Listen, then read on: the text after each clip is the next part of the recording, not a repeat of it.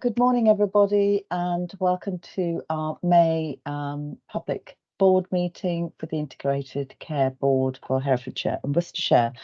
I'm delighted to welcome everybody to this meeting, but particularly can I welcome Robert Mackey, otherwise known by Rob to his friends, hopefully. And Rob is our partner representative, one of our partner members of the board, and he is also the chief executive of the Health and Care Trust in the patch. So welcome, Rob, to the first formal meeting. Also wanted to welcome Martin Gallagher, I think. Martin is representing Healthwatch Worcestershire today. I can see Martin there, so I just want to say hello, Martin, and thank you for joining us. Also welcome to Hayley Durnell. Hopefully I've pronounced your name correctly, Hayley. Hayley's with us for the spotlight on the local maternity and neonatal system item later, and Hayley's the programme director for that programme. So welcome to Hayley as well. We have apologies from Jane Ives and Simon Adams and Joe Ringshaw, which is obviously why Martin is with us today. So I think that's all the welcomes that I wanted to mention at this stage, and apologies. So declarations of interest, please, for items on the agenda. Russell? Not for any item on the agenda, Krishni, but just to be consistent with my declarations of interest elsewhere, which refer to my son being employed by Deloitte as a strategy consultant. He's since resigned from that and become head of strategy for GB UK, which is a supplier of medical devices, including a supplier to the NHS. So that's just out of completeness and transparency. Thank you. Thank you very much, Russell. Thank you. Any other declarations that colleagues want to make? Obviously, we have our register of interest available in public for members of the public to review if they wish. So thank you, everybody. Let's get cracking on sort of the rest of our agenda then. The next item on our agenda is the governance log, which includes our board forward plan. There are a couple of actions outstanding. Both of them, I think, are in your lead for Katie. I know we have a brief update in the actions, but is there anything you wanted to add at all? No, I will bring back the first one, which is around primary care being included in the backfill for growing our own nurses, which we're working through at the moment. So we can bring back an update in July as the due date. On the childcare providers, I went back and checked in with the HR directors. Each trust does have various strategies in place working with childcare providers. So they're doing that at local level. I'm not intending at this point to do anything further at system level. So if that one could be closed, that would be, I think that's probably appropriate. And then the third one is complete because it forms part of Simon's report today, which is on the staff survey. Lovely. Thank you, Katie. Thank you. Colleagues, happy to close that action around the childcare providers. Okay, thank you, Katie, and you'll update us on the other outstanding one in July. Hannah, is there anything you wanted to add from the governance log before we move on? Not necessarily from the governance log, Chair, just to confirm for the purpose of the minutes that we are quorate for the meeting today. Yeah, thank you. So item number 5 is the minutes of our previous meeting of the 20th of March, which are there for approval. Can I check, first of all, that colleagues are comfortable that they are accurate and represent our meeting? Yes, good. And therefore, we will approve them. So thank you very much. Okay, so item number 6 is normally our questions from the public. We haven't had any questions received today or for this meeting. I do want to, any members of the public who are observing this meeting, I would encourage you to take the opportunity to raise any questions if you would like to, because we do welcome them, and it's a good opportunity for us to hear from you. So thank you. We move on then to our patient story, which is over to Catherine Cobain. Kath, if you could lead that off, please. No problem. Thank you, Chair, and good morning all. I'm going to start with one of my favourite quotes from Maya Angelou. People will forget what you said, people will forget what you did, but people will never forget how you made them feel. This is very much the theme of today's story. The spotlight for this board is on our local maternity and neonatal system, which I will present later. I am delighted to say that I have Hayley Durnall, the Programme Director, with me here today. The story is from the lead of Worcestershire's Maternity and Neonatal Voices Partnership, Rebecca, who has given permission to share her name and her story, and she is a key member of our system. And I would like to thank her for sharing this with us today. It is written from her points of view, and I will read it on her behalf. She wants you to remember something as I read it. That is, the small things make a big difference. I have received care for 3 pregnancies in Worcestershire, the first sadly ending in miscarriage in 2016. And I have then gone on to give birth to my 2 daughters in 2017 and 2021. This story focuses on areas of good practice, but also where I feel there was room for improvement in my care. In 2016, I had a missed miscarriage discovered through a scan. I had suffered an early bleed prior to this, but after a reassuring visit to the early pregnancy unit and a scan, was told everything was okay and I would have a further scan in 2 weeks. Sadly, that further scan, despite no further bleeding, showed that whilst there had been growth, there was no heartbeat. We were told that this could be I had suffered a miscarriage, or it could be that my dates were simply wrong and the baby could grow further and develop a heartbeat. We could tell they were not optimistic by the look on the sonographer's face and the tone of her voice, but she was very kind. I returned for a further scan the following week and was sent to sit in a waiting room full of excited, expectant parents holding their green notes and waiting for their scans, coming back out with baby photos. I cannot tell you how much harder an already upsetting experience was made by the fact that we simply weren't given a different place to wait. The scan confirmed there was still no heartbeat. A pregnancy loss seemed likely, but they couldn't confirm. I was booked to come back a few days later and have bloods taken. That weekend, we received a telephone call unexpectedly from a midwife saying our bloods were back and showed HCG levels had increased, but not as much as would have been expected. She didn't explain further and invited us in to discuss. We attended the hospital, confused but upset after a quick Google confirmed I was probably right in guessing we were being brought in to confirm we had suffered a miscarriage.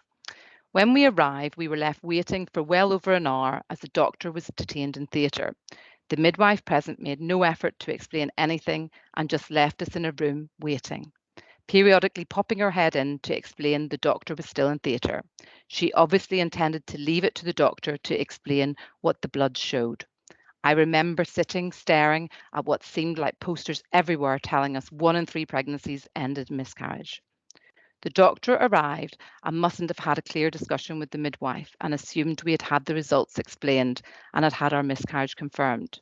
He did not explain the results, what they meant, or what my treatment options would be, but I can vividly remember him saying, "So was this your first pregnancy?" When we said yes, he said, "Oh, well, I'm sorry, that's really unfortunate that this has happened in your first pregnancy, but there is no reason to think that this will happen again. You will probably go on and have a perfectly healthy pregnancy next time."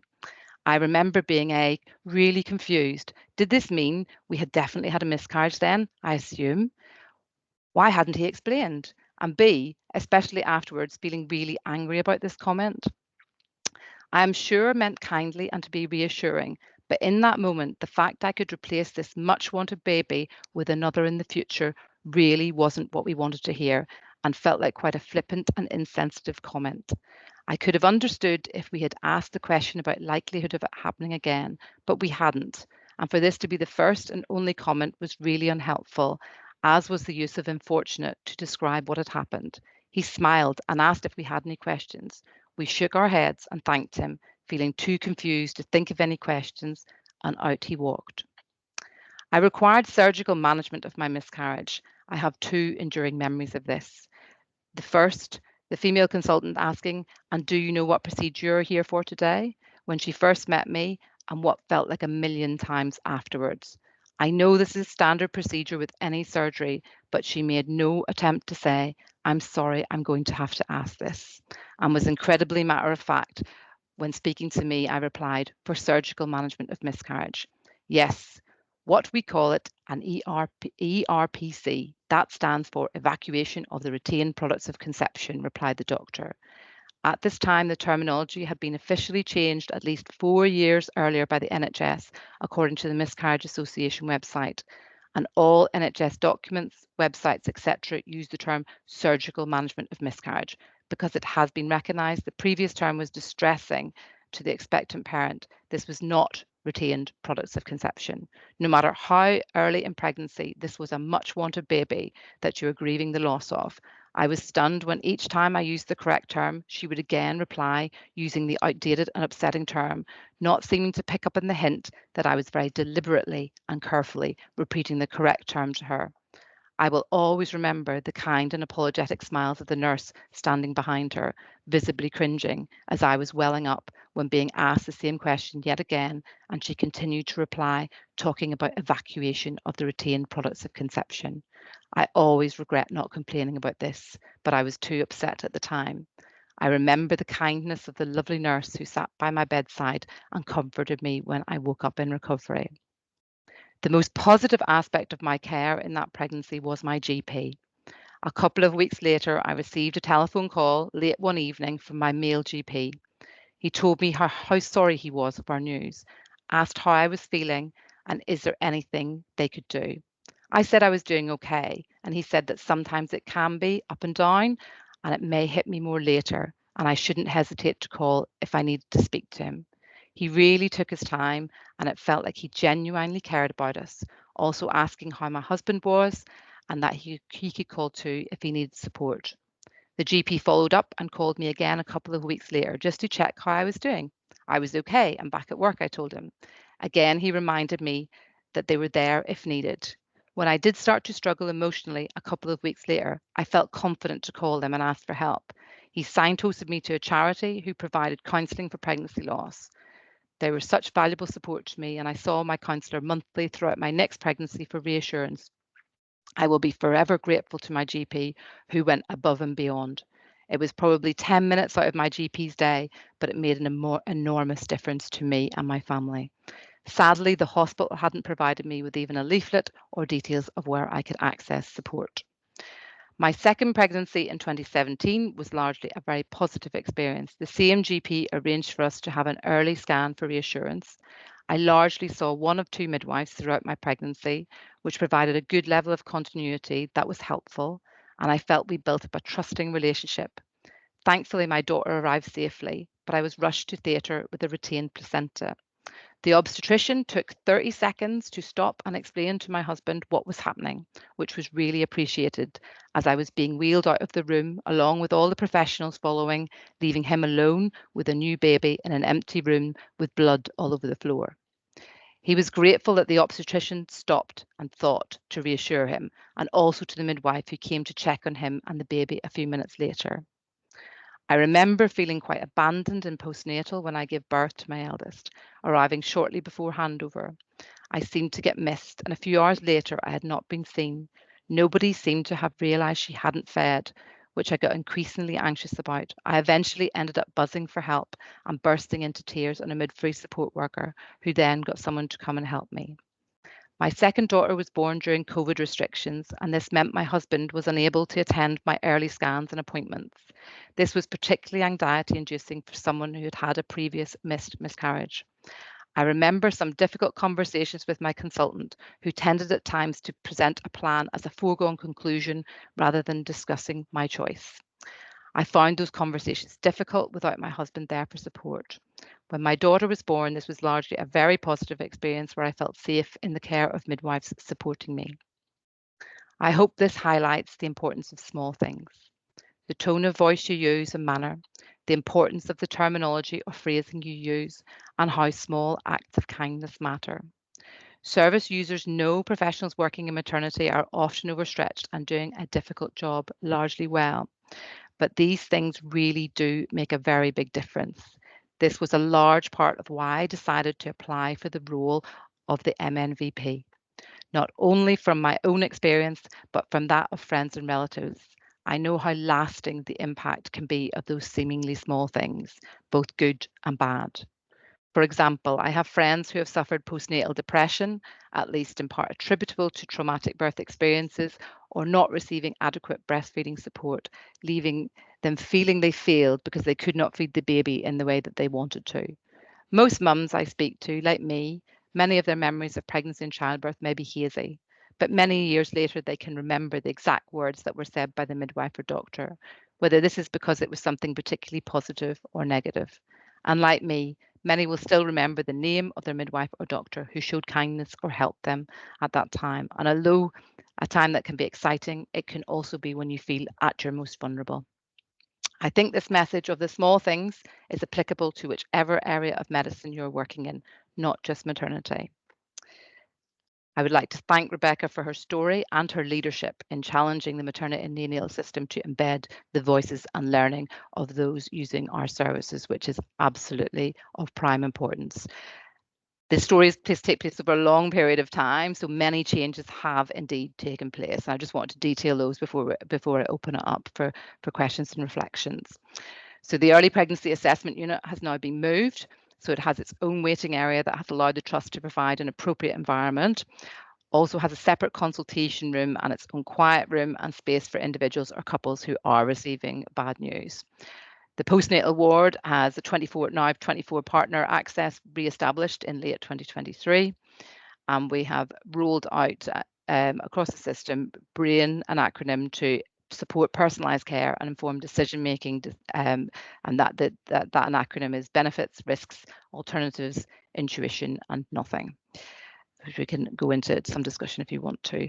And the leaflet is now available for women experiencing miscarriages and details of next steps and signposting to support from within the service and externally. So I'd like to pause there and thank you again to Rebecca and open up. Thanks, Chair. Thank you very much, Kath, and if I may add my own thanks to Rebecca, I'm sure we would all do that for sharing that experience.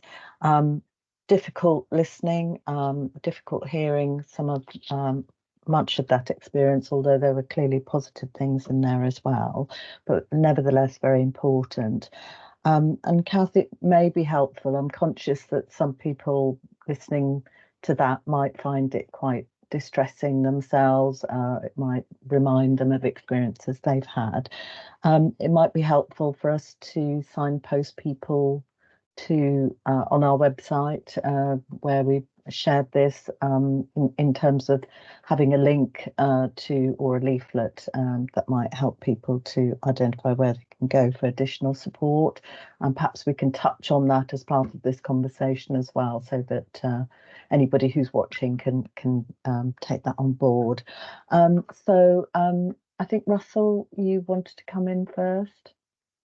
Well, thank you, Krishna, and I think again, thank you to Rebecca, and my heart goes out to all those mums and potential fathers who have lost children. I know it is something that stays with you for life, so I think it's important for us to do what you said, Krishna, and provide support as we're able. I'd just like to make a point as chair of Worcestershire Acute and Wye Valley, that as a board, we often say the two most important things we do as an acute is to bring life safely into the world and to help life leave the world with dignity. So I would just want to assure members of the public that the boards of the acutes certainly do prioritise in terms of our investment decisions, maternity and neonates, to help ensure that life is brought safely into the world. I think the second point I wanted to emphasise is a challenge for us as an ICB to be trauma informed. Rebecca's story goes back a long time, but we know that trauma lives and affects life outcomes significantly. And I think the more trauma informed we are as as an ICB, as providers, as GPs, the more we will start to be much more careful about the language we use in traumatic situations, but also the improvements we'll make to the different services we provide to people who have suffered trauma. Thank you. Thank you, Russell. Very much welcome that contribution. And actually timely, really, the reference to trauma-informed care. If I could just, David, this is slightly unprompted, David Mahaffey, but I think we had a discussion about trauma-informed care at the Integrated Partnership assembly meeting. In fact, Sarah was there as well. So I don't know, Sarah, we wanted to comment. I think there was some discussion about rolling out more training on this, and so I just wondered if colleagues would want to comment, because that was literally, I think, was it last week or the week before? So might be helpful just to pick that up with people. Anyone able to come in? Sarah? Yeah, thanks for that opportunity. Yes, at the Integrated Care Partnership Assembly, we did look at the effects of trauma, especially childhood trauma, but adverse life effects that then go on to really have a dramatic effect on people's life expectancy, both in terms of health-related issues, but also in terms of other issues like employment and good relationships, which obviously then also have a knock-on effect to people's physical health. And there was a commitment there across the partnership that this is something that we didn't want to glibly address and say, well, we'll all be trauma informed, but we would need help and support to understand what that means for us as a board, what it means for people in frontline practice. And there was some very good training available across the system for a variety and for all of us working in health and care, so that we're able to provide that level of understanding whenever we meet and work with people, that actually things that have gone before influence the here and now, and the psychologists providing that support were looking into the ways that that training could be delivered. But as a partnership, we all agreed that this was something that was vitally important to improve our staff and our population's well-being. So thank you.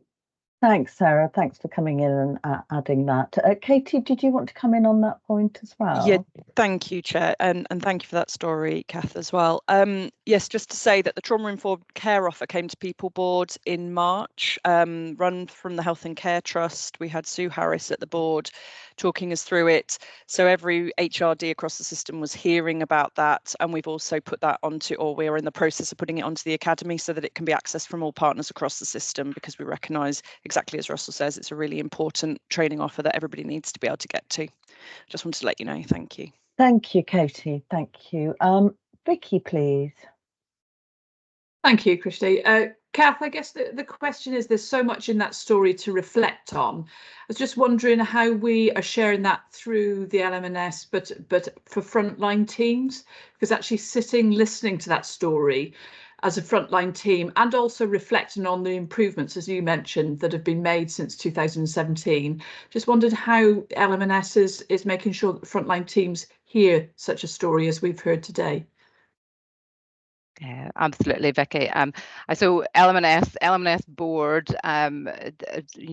meets every other month, and we always have a patient story on that on the board, which we then reflect on and have the points back from it and everything. So I think there is very definitely a commitment really to hear the voices, and I think it goes beyond the one patient story. It is all of the patient stories, it's the feedback, and our maternity and voices partners leads are really championing that, and I think it's now really threaded through the CNSTs, the Clinical Negligence Scheme for Trusts, etc. It's really threaded through to make sure that we are actually learning, embedding, improving in everything that we do, and that kind of even to the points of having sort of like drop-in things with their frontline staff and everything.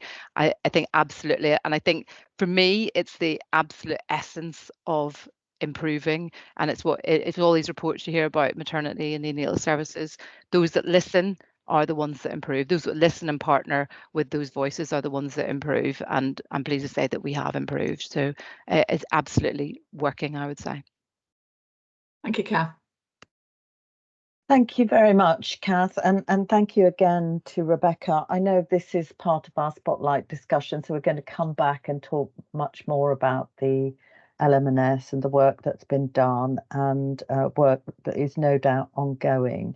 I think it's important to say that you know, that some of the messages from Rebecca were as she very clearly said, we're learning things for everything we do, really, about how small things can make a difference, the tone of voice. And I'm always struck that, you know, kindness and compassion just people can feel it, can't they? And that feels to me almost that the central thing to everything we do really is that needs to be so much a part of our approach. So very important for us to reflect on that through the course of our meeting today. And thank you, Kath, for sharing the story. And we'll come back, as we've said, to your to the spotlight later. So if colleagues are content now to move to the sort of strategic update section before we come back to that topic, I shall hand over to Simon for his Chief Executive report, please. Thank you, Krishni. Good morning, everybody. So I'm Simon Trickett, the Chief Executive. So hopefully board members have had a chance to read the report. As usual, I'll just highlight a couple of things. So firstly, page 1 and 2 cover a range of board appointments. Sarah welcomed Rob earlier, who's obviously replaced Sarah Dugan. We have had renewal of our partner members' terms of office on the board. So that applies to Paul Walker, Paul Robinson, Nigel Fraser and Jane Ives, who'll be with us for another 2 years, which is great news. And finally, Nikki Berger is going to finish in her role as a partner member. And on the 1st of July, Roy Williams will become a partner member for primary care. So to take the opportunity to thank Nikki for her help and support and input over the last 2 years with the ICB board, but also Nikki was a previous CCG, our predecessor organisation, board member, and has made a big contribution over a number of years, actually. So thank you to Nikki for her input. In terms of the body of the report, there's quite a bit in there about planning and various projects work. We've clearly been heavily involved in the national operational planning process since the last board meeting. It's required an enormous amount of input from trusts, but also from the ICB team. I hope we're coming towards the end of that process, and we'll certainly be able to provide a report at the next board meeting as to the outcomes of all of that. But just to provide some reassurance at this stage to the board that the current plans for the system do include meeting all of the national requirements. I think the only one we don't meet is the dementia diagnosis rate improvements. But we are planning for a significant increase. I think it's 17% in our diagnosis rate for this year. So other than that, all of the other national requirements are met within our plan. And obviously we'll update when we get to the end of that process with NHS England colleagues. 2 asks for the board today. So firstly, to approve the updated joint forward plan, changes to which are listed on page 4 of the report, the full document in Appendix 1. And the second one, we have to take the updated primary care access recovery plan to board. So that is included as Appendix 2 to the report, and you're asked to note that as well. But other than that, Krishni, I'll stop there and very happy to take any questions about any other content. Thank you, Simon. So firstly, Tracy, please. Hi, thanks, Krishni. Just a quick question on the primary care report. The take-up of the app at 43%. Just wondered how that compared to national figures. Yeah, thanks, Tracy. I think we're about average. I think there has been some question about the data because we believe, and the local information we have suggests a higher take-up, and certainly we're seeing a lot of good feedback about the use of the app. The NHS app appears to be, and quite rightly in my personal opinion, absolutely integral to the future digital strategy of the health service. So we really need to work with our patients to try and push that, as well as work with our service providers. I think it's making a real difference already. So the figures show we're about average. We would want to be at some point in the future to have one of the highest rates of take up, because we believe that could be so transformative, actually, how we can use the technology within that. But yeah, we're about where we would expect to be, would be the headline. Thank you. Thank you, Tracy. Rachel, please.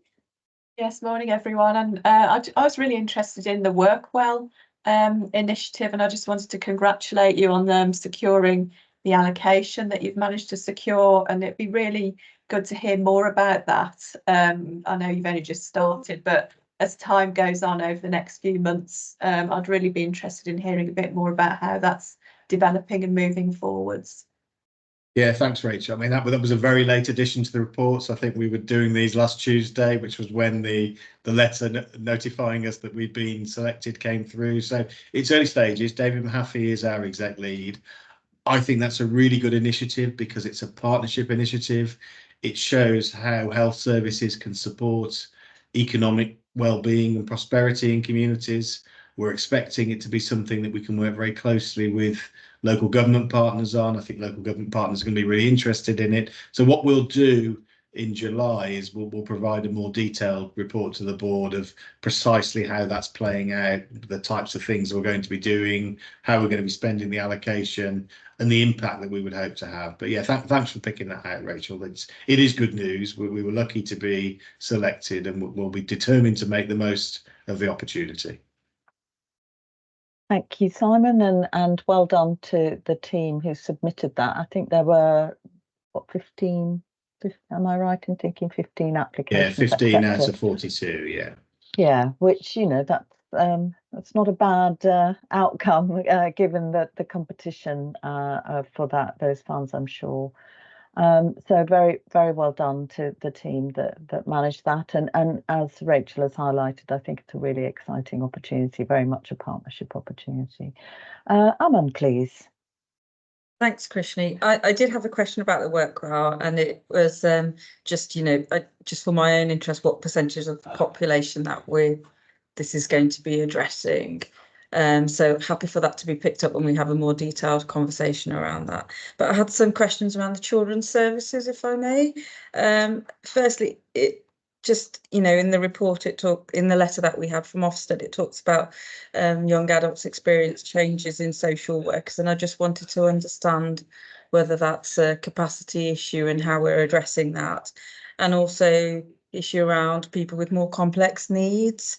And I know we've got it's around the housing, and I know we've got a new housing specialist, so I just wanted some assurance around, you know, when we're expecting to see the impact of that, and just assurance that we're not making the situation worse for these young adults.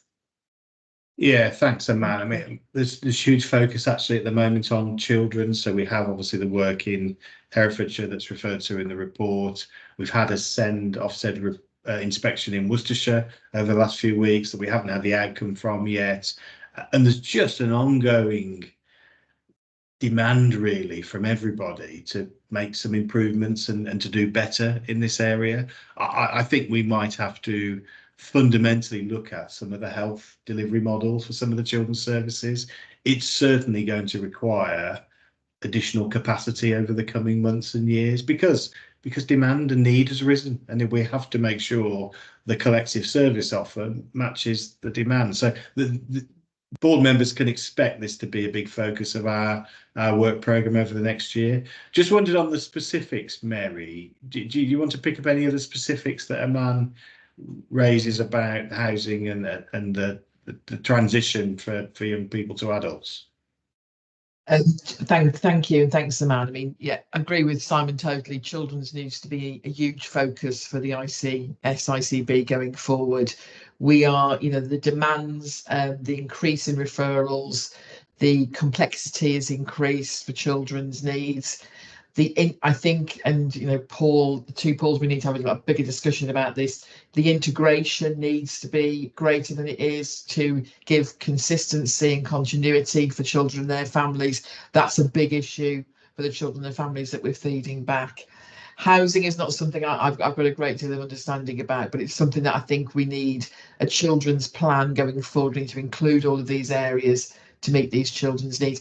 Workforce is a particular challenge, but workforce skills for children across health and social care, I presume Paul will agree, is a challenge to keep and retain, to attract and retain the workforce. So a bit like our big other areas of the ICS of development, I think children's for the next couple of years needs to be one of our main focus. And I wondered, Paul, did you want to come in to add any Hereford specifics? Because it's been quite a journey in Herefordshire on this, hasn't there? It is, and I think specifically on the Ofsted letter following their forced visit, which focused on children in care and care leavers. It was a difficult read. There were a number of issues that I would have expected would have been part of business as usual, and they were highlighted by Ofsted as being areas of concern that needed particular attention. Yes, we were making progress in terms of increasing the number of agents, increasing the number of permanent staff, and reducing the number of agency staff, but not at the rate that's needed. We like others across the public sector, struggling with recruitment. Progress is being made, but it's slower than we would like. And we have a regular performance report which comes back to the board, which will set that out. But I think one of the things for me, well, the two things you've highlighted, one is about responding to young people with complex needs. In many instances, we're aware of those complex needs and we were not able to respond as well as we could have done and should have done, which is a concern.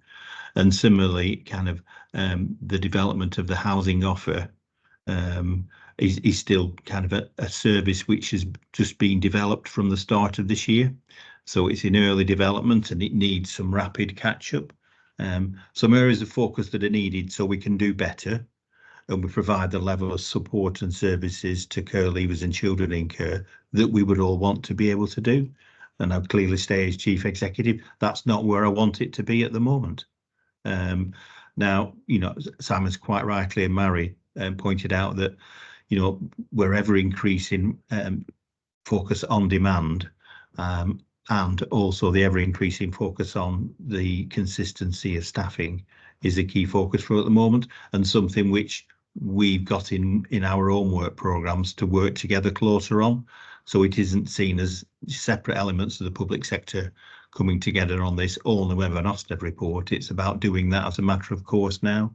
And I'll talk a little bit later about an update on children's, and part of that is a stronger partnership approach now. We started off as calling a gold command for children's services, such is the intensity and need for this.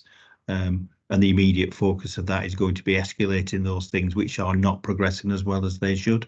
And this is clearly one of those, Amanda, but I'll stop there. And I think there's a much longer report and presentation around children's services, which would be helpful to all of us. Yeah, thanks, Paul. Thank you. So I think it's fair to say, probably in response to Armand, that we're not where we would want to be at the moment. So but I think there's a huge recognition about the amount of work we need to do. I'm just conscious that Mary and Simon will hopefully remind me, we did have a spotlight on children's services a while ago, didn't we? A comprehensive one, Mary. And then I think we set up the CYP programme board, if I remember. I'm just wondering, Mary, I mean, there might be a timing thing, but at some point, is that something we want to come back to, just to have a bit more of a, it's difficult to say it's a deep dive. Yeah. It's such a big area, because and therefore we might not really be able to give it sufficient airtime. But I just wonder how we might want to kind of get more insight into some of the challenges and progress that we might want to make. I mean, Krishni, I would hope that certainly after the summer, we need to get the latest round of inspection activity. We need to get the outcomes from all of that to be known. We need to give the teams some opportunity and some support with the various improvement programmes, some of which Paul has outlined. But yeah, the autumn feels like a good chance to take stock. So I do think for us as a system, it's something that we're going to need to build into our planning for 25-26, even though we haven't finished 24-25 totally yet. This is a classic of where we need to be making early provision and have some early thinking about what does this need to look like in 12 months time, because there is a lot of work, and I think it's going to be an ongoing process as well, if I'm honest, over 2 or 3 years. But yeah, let's make sure we can bring something back after the summer when it's a known situation as to where we're focusing and the main activities that are taking place. Yeah, thank you. Mary, anything you wanted to add? Yeah, and I just think we are planning one of our development sessions as well, because there is a lot to discuss during the year. We're going to plan for that as well. Great, thank you. Paul, did you want to come back in on that, or was it a different point? Sorry, just to come back in on children's services. I mean, hopefully all members will have had the updates regarding Daryl Freeman leaving us at the end of March. And we have appointed Tina Russell on a fixed term contract from the 1st of July through to March 2025. Many of you may well know Tina has been the Chief Executive of the Children's Trust at Worcester. She's joining us to kind of bring her experience of Worcester and delivering the improvements at pace and changes that are needed, and have that impact in Herefordshire. Very much looking forward to Tina joining us in that respect. She's doing some preliminary work when she's able to do, but looking forward to seeing the impact of that and the embedding of some other kind of changes to the quality of practice that are much needed alongside the work that Leeds Partnership are doing. I mean, it probably fits with the timescale for a development session and a report back to the board in autumn. We're probably expecting our next Ofsted visit late August, early September, so it'll give us a basis for that. I also wanted to share the good news we've received this week from Ofsted about funding for a new special school in Herefordshire, 80-place special school, all ages 2 to 16. We are really pleased with this. It's a really good achievement for Herefordshire, providing a focus for children and young people with complex autism and severe learning difficulties. But, you know, confirmation of that's been really well received. The team have worked really hard, and I know it's been a kind of system-wide approach there. So we're into the detail of planning from here, but, you know, look forward to good news in that respect. And I just want to make sure everybody had heard that if they hadn't seen the news items, and also just catch up on Tina joining us and the impact I'm quite looking forward to that having. Thank you. Great, thank you, Paul. So really positive to hear that news about the special school. And I think, Hannah, if we can plan for that, revisiting this topic in that sort of timescale, sounds like there's an opportunity to bring all of that together in the way that Simon and Mary and Paul described. So it'd be good to have that on our work plan. Thank you. Nigel, please. Thank you, Krishni. I'd just like to make a couple of points, if I may. The first is in relation to the joint forward plan, which I think really happy to accept. I think it's a really comprehensive document. From the primary care perspective, we are seeing some national strategy steer towards system-level primary care collaboratives, and we're seeing these emerging in other systems. And I just wonder whether we should be exploring that within our own system as to keep up to pace, and that's not mentioned in our joint forward plan, and it may be that something that we should be exploring going forward, because I think that is evolving national policy. And the second point was about Simon's point regarding the NHS app, which I completely agree. It would be great the more we can improve uptake of this. Some of the areas which I've seen have had really quite high uptake have used digital tools which remind and support people to download and use the app whenever they log on to primary care websites. So it may be that there are some digital tools out there which may help us with app uptake and support people with downloading and using the app, which might increase the overall uptake. And of course, there's lots of advantages of using the app. There are but as we go forward, all the messaging that we want to be doing going through the app takes down text costing, etc. So there are both financial and other reasons why it's a really good thing to do, and just want to make sure that we were exploring all the options for increasing the app rather than just relying on the more traditional ones. Yeah, I think Nigel, starting the latter point, it's a really good point. I mean, ultimately, these applications stand or fall by the functionality and how much they are used. So working with service delivery teams to make sure that the app is functional and applicable to their messaging, the administration of their service, test results, appointments, that's really what will make the difference. But I think you make a good point around some of the communications, targeted communications activity around this, and we'll take that back with Katie and Tom and work through that.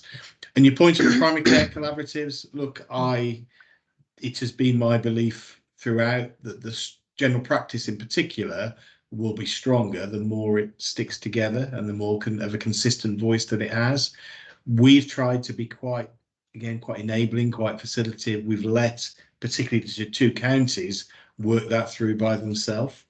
I think we should be continuing to encourage as much collaboration and cooperation across the whole system as people feel comfortable with. It's pretty clear to me that is going to be the national direction of travel.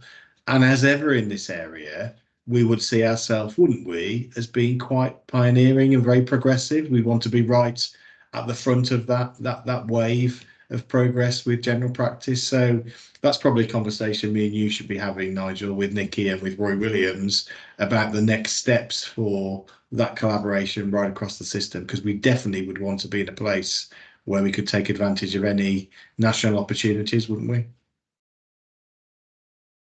Thanks, Simon. So can we leave you to follow those things up, those two areas up in response to Nigel's comments really about the system-wide collaboration and the digital take-up on the app.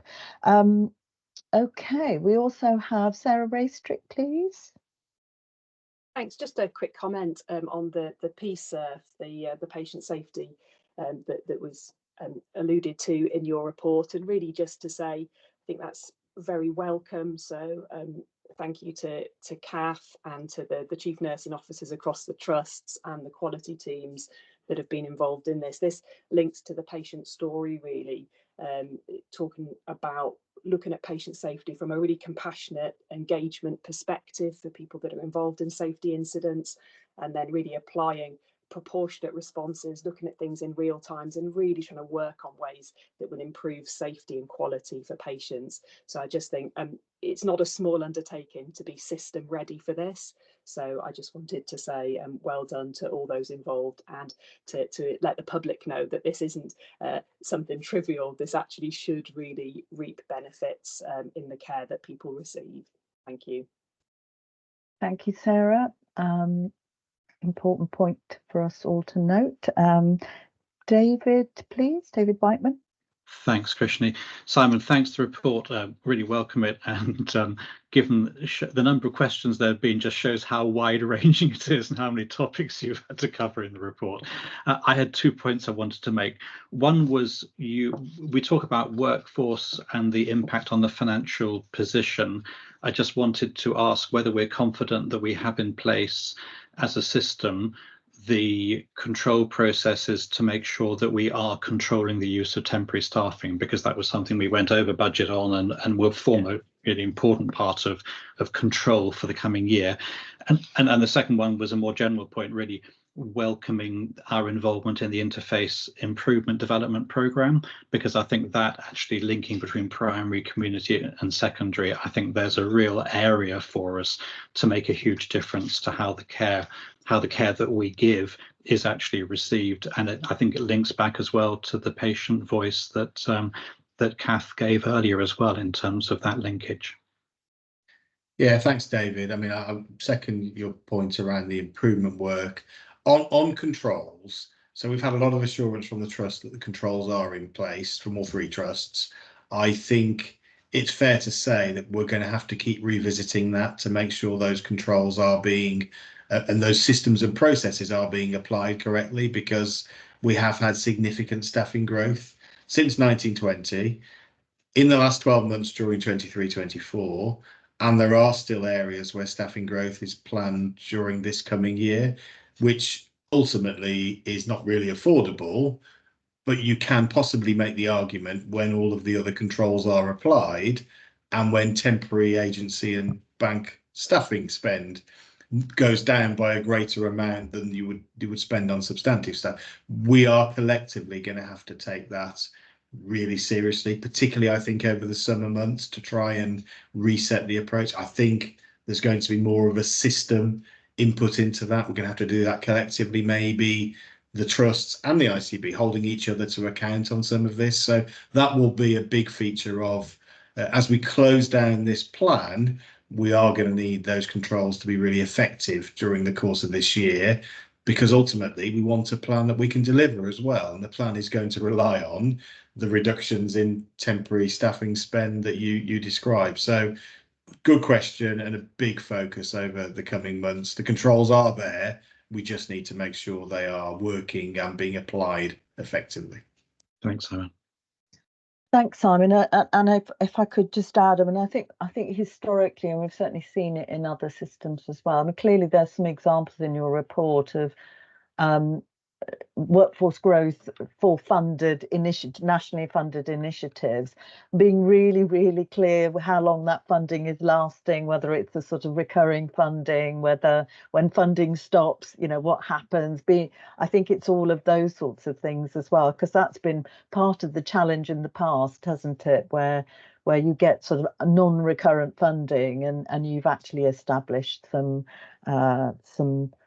service provision that then it isn't sustainable with the lack of that funding. So I don't know, Katie, whether you wanted to comment any more on that element as well before I just bring Russell in. No, I just concur with what Simon said, to be honest, Krishni. Yeah, great. Thank you. We'll be doing that work. Yep. Yeah, lovely. Russell?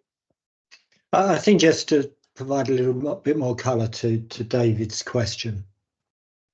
Agencies are on occasion a necessary evil to provide safe services, but they should not be the answer to the workforce challenges we have. We are seeing an enormous increase across the whole of the healthcare system in demand, driven by the fact our population has grown by over 6% in the last 10 years. The population is going to grow by another 6% in the next 10 years. That is an enormous increase in population. And that's also at a time where we're seeing an ageing demographic with far more complexity of patients arriving on our doorstep. It is the least attractive option for the acutes to use agency staff compared to substantive staff. So, David, I wouldn't want anyone in the system to think that we choose to use agency staff. It is almost always under emergency circumstances. We have a real focus across the foundation group, and clearly Wye Valley and Worcestershire Acute are part of the foundation group, on productivity this year. We have within the foundation group at Swift one of the most productive acutes in the whole of the country. And this week we've got an improvement week where we are sharing best practice across all 4 organisations in a series of workshops to identify how we can take best practice from the different bits of the foundation group and apply it to this real issue of productivity. The other thing I would emphasise, though, is our sickness levels. Sickness levels vary across different staff groups. So we're also doing a lot of work on unbundling our sickness levels to try and ensure that in terms of health and well-being, we're supporting our staff to come to work as often as they're physically and emotionally able to do so. My final point would be I'm absolutely delighted with some of the recruitment work going on in Worcestershire and Wye Valley. We are doing a great job working with the University of Worcestershire and other places to grow our own, so to speak. We're launching nurse apprenticeships effectively in Worcestershire in the short term. We've used those successfully at Wye Valley for quite a while.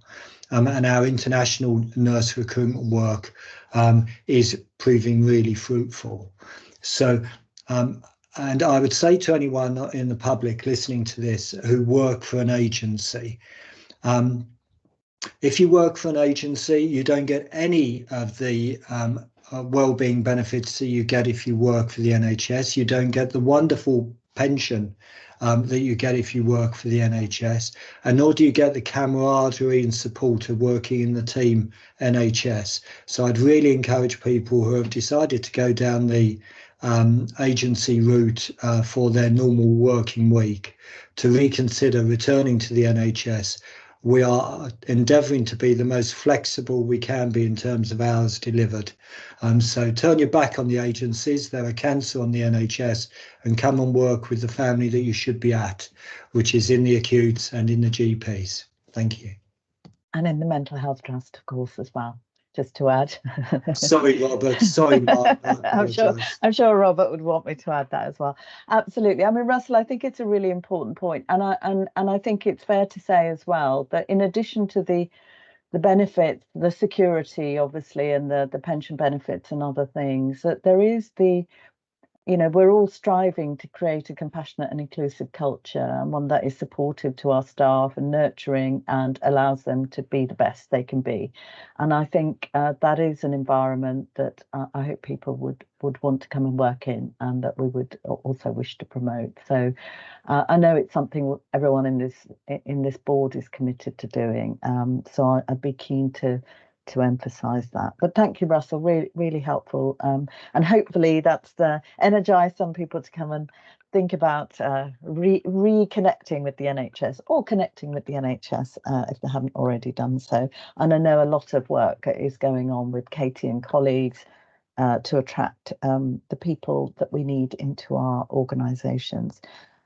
So I just wanted to thank Simon for the report. Clearly, there's a really good breadth of content that has sparked a lot of different conversations, which is really helpful. So thank you to everyone who contributed to that.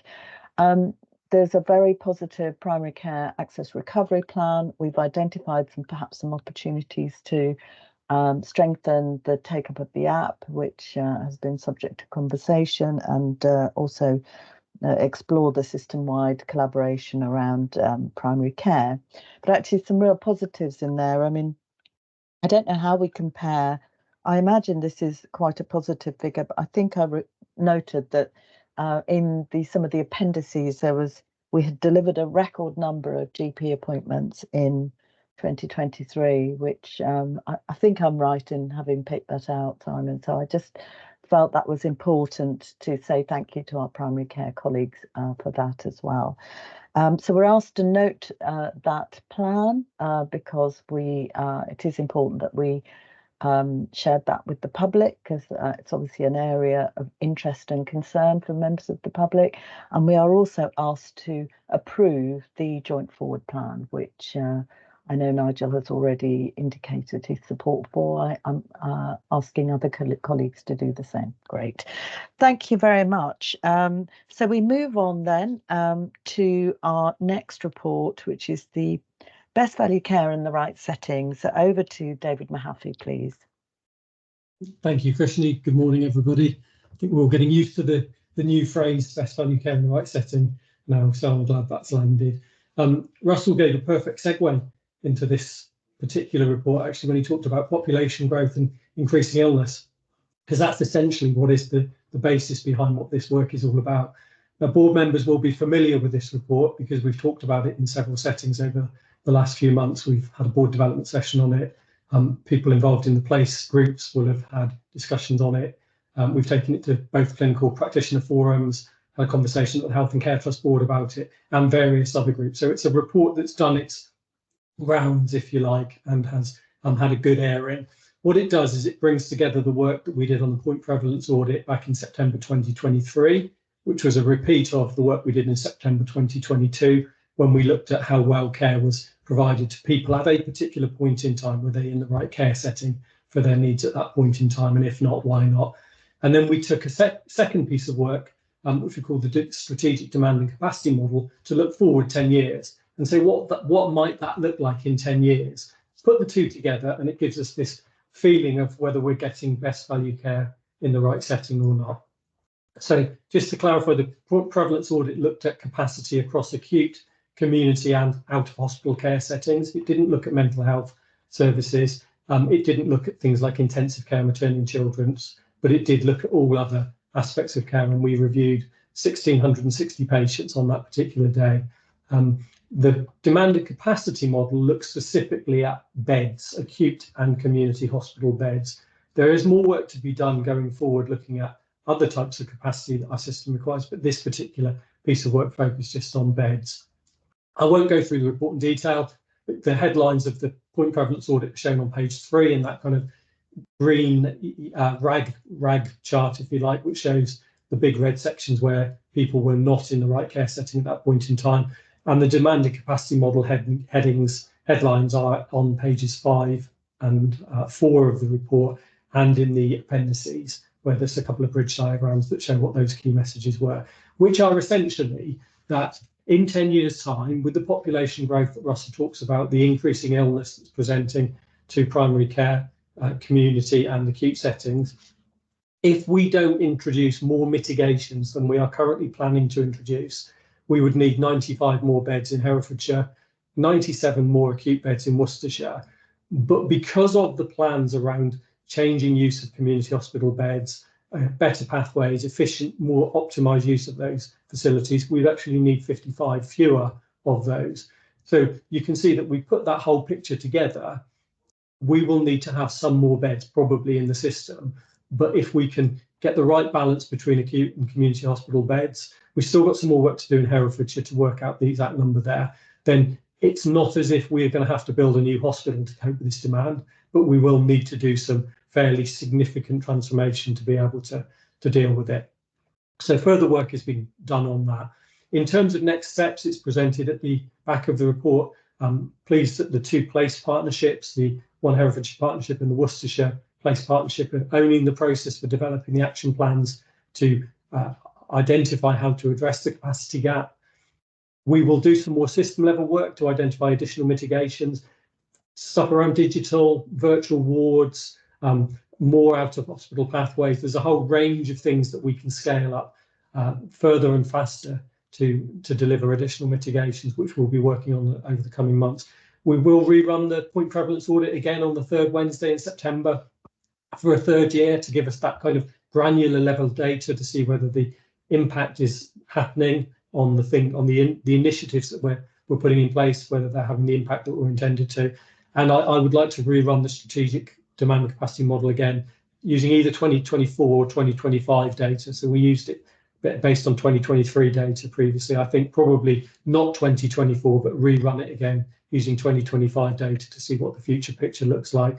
And at that point, we can focus in the additional mitigations as well. So I won't say anything more at that point. I'm happy to take any questions and do my best to address those. Thank you, David. Rachel, please. Hi, thank you, David. I think it's a really great piece of work. I think it's really interesting, and I think the fact that we've got a programme to keep updating, I think is really good. I really welcome the place-based plans that you're developing, and I suppose from my perspective, I'd like to know at some stage a bit more detail about what those look like, with some clarity about how the benefits and the outcomes are going to feed into things like our workforce plan, our financial medium-term plan moving forward, and what it really means for activity, capacity, workforce and money across the system. But I think it's a really good start, and I think it's, it gives us a lot of good data to look at. So just some thoughts on how you think we'll do that moving forward, please. Yeah, sure. Unfortunately, Jane isn't here today, but Stephen is. So I don't know whether Stephen will want to come in afterwards and make some comments on the Worcestershire approach. But certainly we do need to have the ongoing data to monitor the impact of it. And it's not an exercise that stands in isolation. We do need to translate it into what's the workforce implication, what's the the bed implication.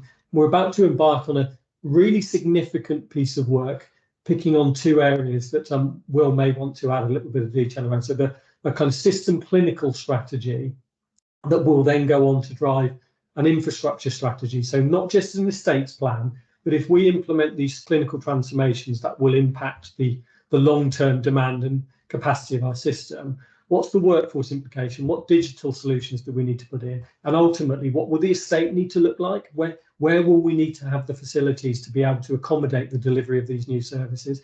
So that infrastructure strategy will be really the next phase of pulling all of this together and translating it into a very detailed action plan. And then I fully intend to keep the board updated on how we progress on some of the implementation of these plans over the coming months. Rachel, are you happy with that? And was there anything else you were looking for? No, I'm happy with that. It's obviously work in progress, and as long as we've got a connection to how we can join the various components together, I'm sure we'll talking about it a lot over the next period of time. So thank you. Thanks, Krishna, can I Rachel. just sort of come in on, because I think Of course, that yes, David please was do, Russell. encouraging the sort of acute perspective. I think, Rachel, just in terms of the way the acutes sort of view this piece of work, our view is that the acutes are the most expensive location to deliver healthcare, and therefore should be used as infrequently as possible, and cheaper healthcare settings should be used as much as possible. The acutes are running far too hot and over their current capacity, which is causing a number of issues. Therefore, we are extremely supportive of this work, where it, at both ends of the scale, or both ends of the process, limits demand coming into the acutes by making sure demand is looked after in the right setting, whether it's care home, at home in the first place, and then enables us to absolutely minimise our length of stay, minimise hospital-acquired functional decline, so that people get home and are delivered at home their healthcare. So I think it is absolutely a system journey and endeavour to build up the other bits of the system on prevention and discharge at its simplest, so that we collectively minimise how much we use the acutes, which at 350 quid a day are the most expensive place to have a patient having healthcare delivered if they don't need to have an acute episode. Thank you, Russell. And that's the sort of, clearly the huge focus of this. And I think really important to emphasise the other point that Russell made, which is it's not great for patients either. I mean, in terms of patient health, patient experience, to be in a setting that is not appropriate to their needs, and therefore really important for a lot of different reasons that we address these issues. I'm sure Will wanted to come in anyway, as do Simon. So we shall perhaps, Will, you can respond to some of those points as well. Yeah, I think there's some really important points in this, and thank you, David, for doing this. I think this is the start of the journey, though we could get bogged down in analysis, and it doesn't change a lot of what we're doing. For me, this really exemplifies the importance of our sort of strategic intent around really working towards a comprehensive frailty strategy, which we've published already, and how that fits in with our work around neighbourhood teams and integrated neighbourhood working. So we have proper care for our patients where they need it, at home, in the community, with everything wrapped around them. That is the only way we are going to solve this problem in many ways, in terms of the care people need and managing our hospital beds. So again, we are going to look at that as part of a wider clinical strategy to make sure that we have all the pieces of that, because we've got a lot of those pieces in isolated areas, well thought out, but they need just pulling into the whole. And I think, what some of the work the foundation group is doing together is going to be part of that as well. The other really, really big aspect of this is that there is a huge burden of illness coming down the road. part of that is understanding that the demographics, but part of that is going to be about both delaying and preventing that burden of illness. So that has to be part of that clinical model of how we do that, and a huge emphasis of what we do. The other thing is we know, and all the data we've had to date, and we don't need to keep looking at that burden of illness is predominantly in those people who have inequalities, who are at the lower demographic areas, and also, you know, that, and if we don't really address those inequalities and how we put in place our clinical models, we won't tackle the issues coming down the road with our demographics. So I think it's almost a 2 to 3 pronged approach, which I think we've discussed here many times before, and I think we've agreed is kind of really looking at how we provide better care in the community, not admitting people to hospital beds where we know we get hospital-acquired decline, and really looking at the inequality prevention side alongside it. So you're providing the best care for people who have illness, but also trying to reduce the burden of illness at the same time. And I think that's the key aspect to this.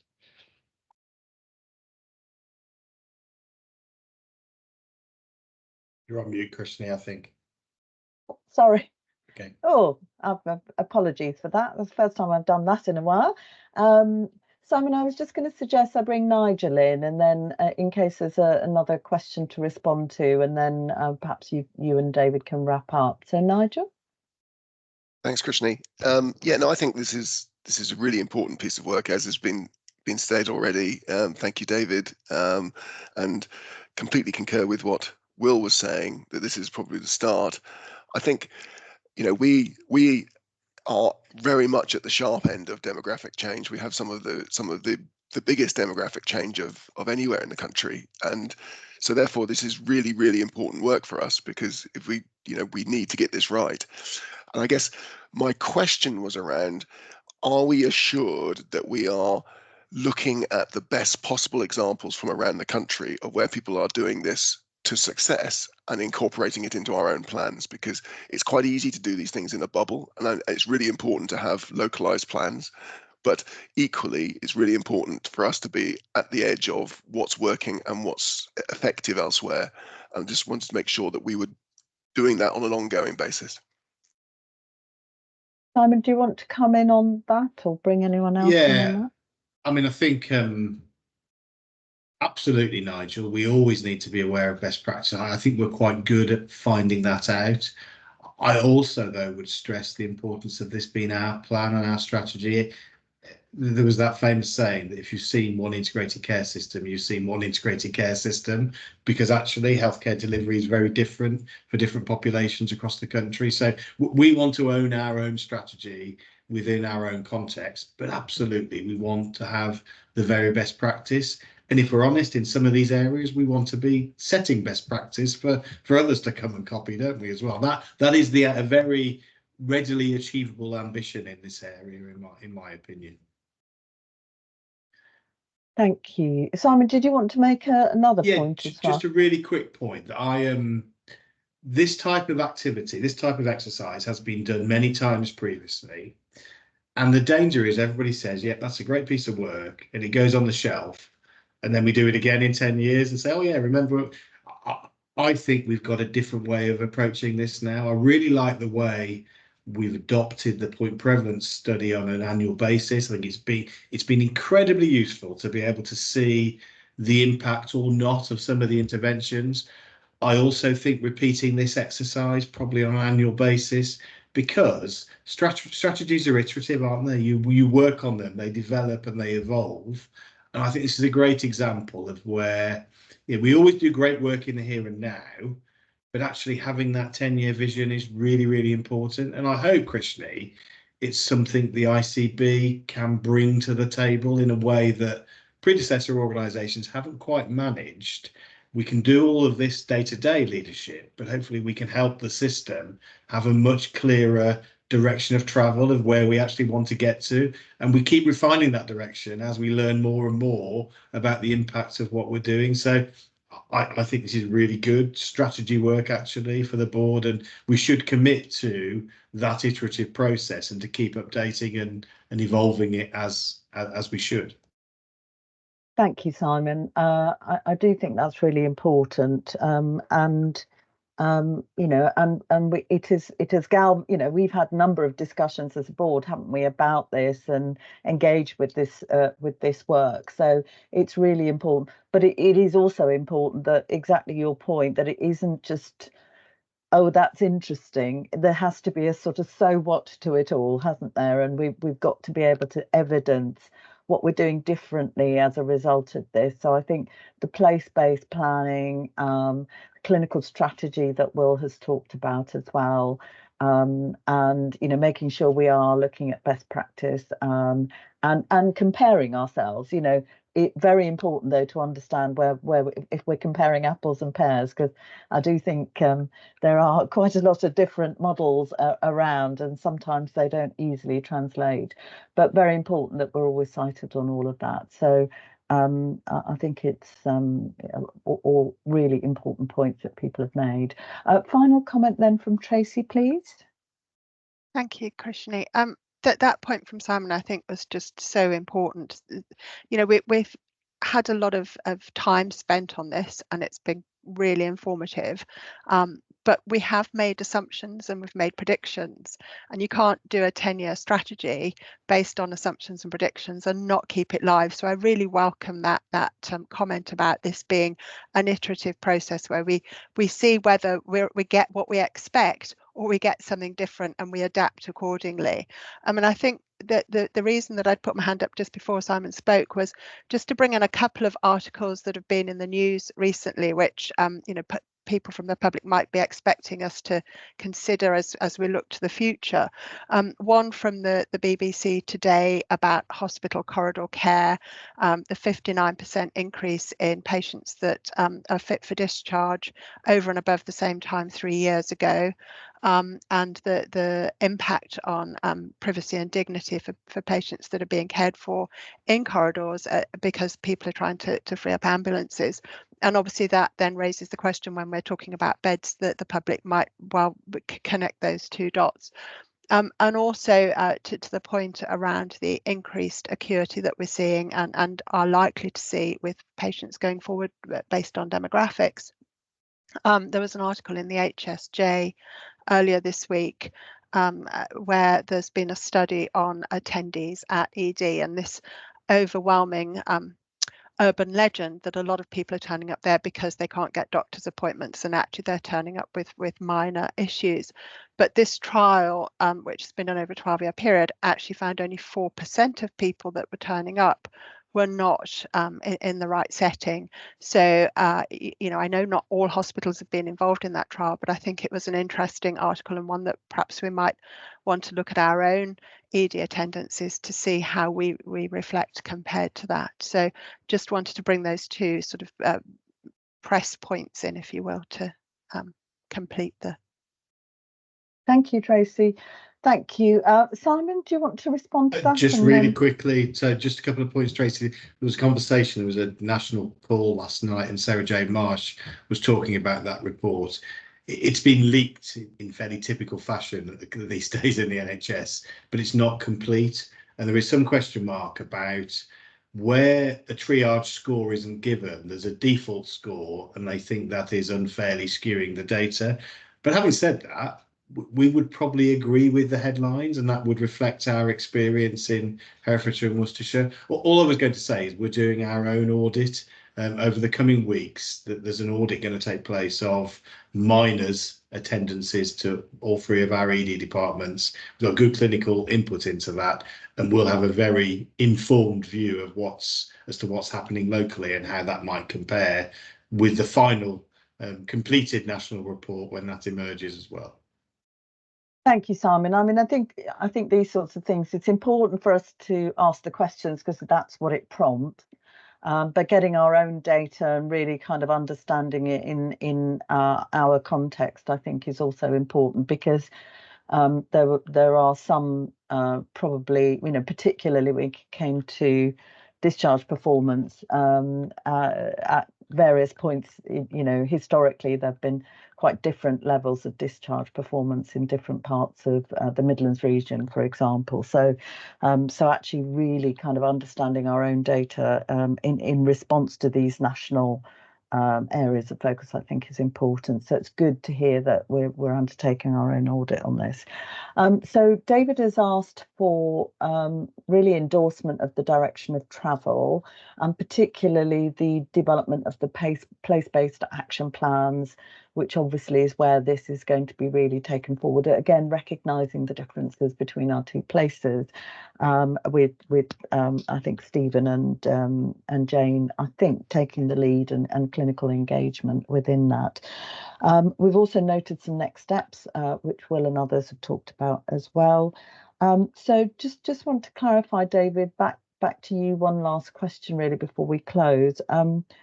In terms of regular updates, David, what do you think we should be doing and hearing from you back to the board on this, and what's a good timescale for that? Well, the next opportunity we'll come together will be July, so I don't think there'll be any need for then. The September meeting will be slightly before the point prevalence audit, so the November meeting will be at the point when we will have had the new point prevalence audit findings. So I would suggest the November meeting would be the most suitable time for the next update on this. Although clearly the audit of minor attendances in ED would probably come at an earlier date, which will be part of the wider picture. So November, I would suggest, Krishna. Okay, thank you very much, and thank you everyone for their comments, and thank you, David, for all the work and colleagues involved, because again, this is a system-wide endeavour with so many partners and colleagues involved in it, so thank you. So finally, before we have a short break, we have the committee escalation assurance report. So I'll ask Hannah to introduce it, and then ask committee chairs if they'd like to come in to comment on anything within their report. So Hannah? Thank you, Krishni. That's great. So yes, this is our regular committee update report. We have already completed our committee effectiveness and annual review. So this is really just an update from all the meetings that have taken place. And just to clarify, really, so we have now slightly changed the process so that we bring update from every meeting that has taken place. Previously, we would just do the ones that weren't covered by minutes in that meeting, but I think it is a useful report in terms of escalation. So we are now covering every meeting that's taken place. So the board will have an escalation report covering every single meeting. And then, of course, we bring minutes for assurances. They are signed off by individual committees. So I think that's it from me, Krishni. So just over to individual chairs, really. Yeah, individual chairs, and of course, if there are any questions about anything in those reports, welcome other members coming in as well who are not members of that committee. So Sarah, please. It's just a matter of clarification from the Strategic Commissioning Committee from the 17th of April. You'll read there when it talks about the potential for primary care industrial action. We referenced the GMC. We should have actually referenced the GPC. Very different organisations. The GPC is the General Practitioners Committee. They are part of the British Medical Association, representing all GPs, whether they're part of the British Medical Association or not. So that will make far more sense when you read it and insert those letters. Thanks. Thank you, Sarah. So we'll note that correction. Just actually, as you've mentioned that alert, it's one of the areas that is there as an alert. At the same time, we've actually downgraded the risk of industrial action in our BAF item later. So I really just wanted to get a sense from people about how much of a risk we think industrial action is a further industrial action. Whether it's primary care or GPs or in other areas. Will, perhaps you can comment on that? Certainly can comment on. So I think the GP one is there is a degree of uncertainty around it at the moment in terms of because GPs are self-employed contractors to the NHS, they're not employees. So the form of industrial action is still very much up in the air. I think it is likely. The impact at the moment is very difficult to quantify, so it's very difficult to put a risk to it because it really depends on what form that takes, which may be more of a working to rule kind of format rather than closing doors. But until we know that, I think it's very difficult to quantify the risk. In terms of other industrial action, again, I think the consultants that is over now. I think we're fairly confident of that. but you know, junior doctors and or whether or not nurses ballot, I think is still a little bit again up in the air. Okay, thank you, Will. And are we likely, is there a timescale on that? Is there a kind of moment at which we're going to know whether there's more industrial action likely to come? I don't know whether anyone can comment on that. I think so. For GPs, there's a moment over the summer where they're going to start releasing some advice to practices, I think, with a view to doing this in the autumn if it happens. Okay, thank you, Will. Nigel, did you want to come in on that? Yeah, I just wanted to confirm that. I think we're looking September, October, probably, if it was going to happen for general practice. I think the DDRB recommendations will either soften or increase or decrease that risk depending on what happens there. I think that's very important for general practice. So that's the Doctors and Dentists Pay Review Body, who will, which will have a big effect, I think, on practices. And as Will said, I think this is going to be sort of disruptive behaviour if it happens, rather than closing doors because they can't do it. And I think it will escalate. So if it does happen, so I think it will start off perhaps at one level, and I think it will ratchet. So it would be one to watch. So I think it's going to be a moving thing.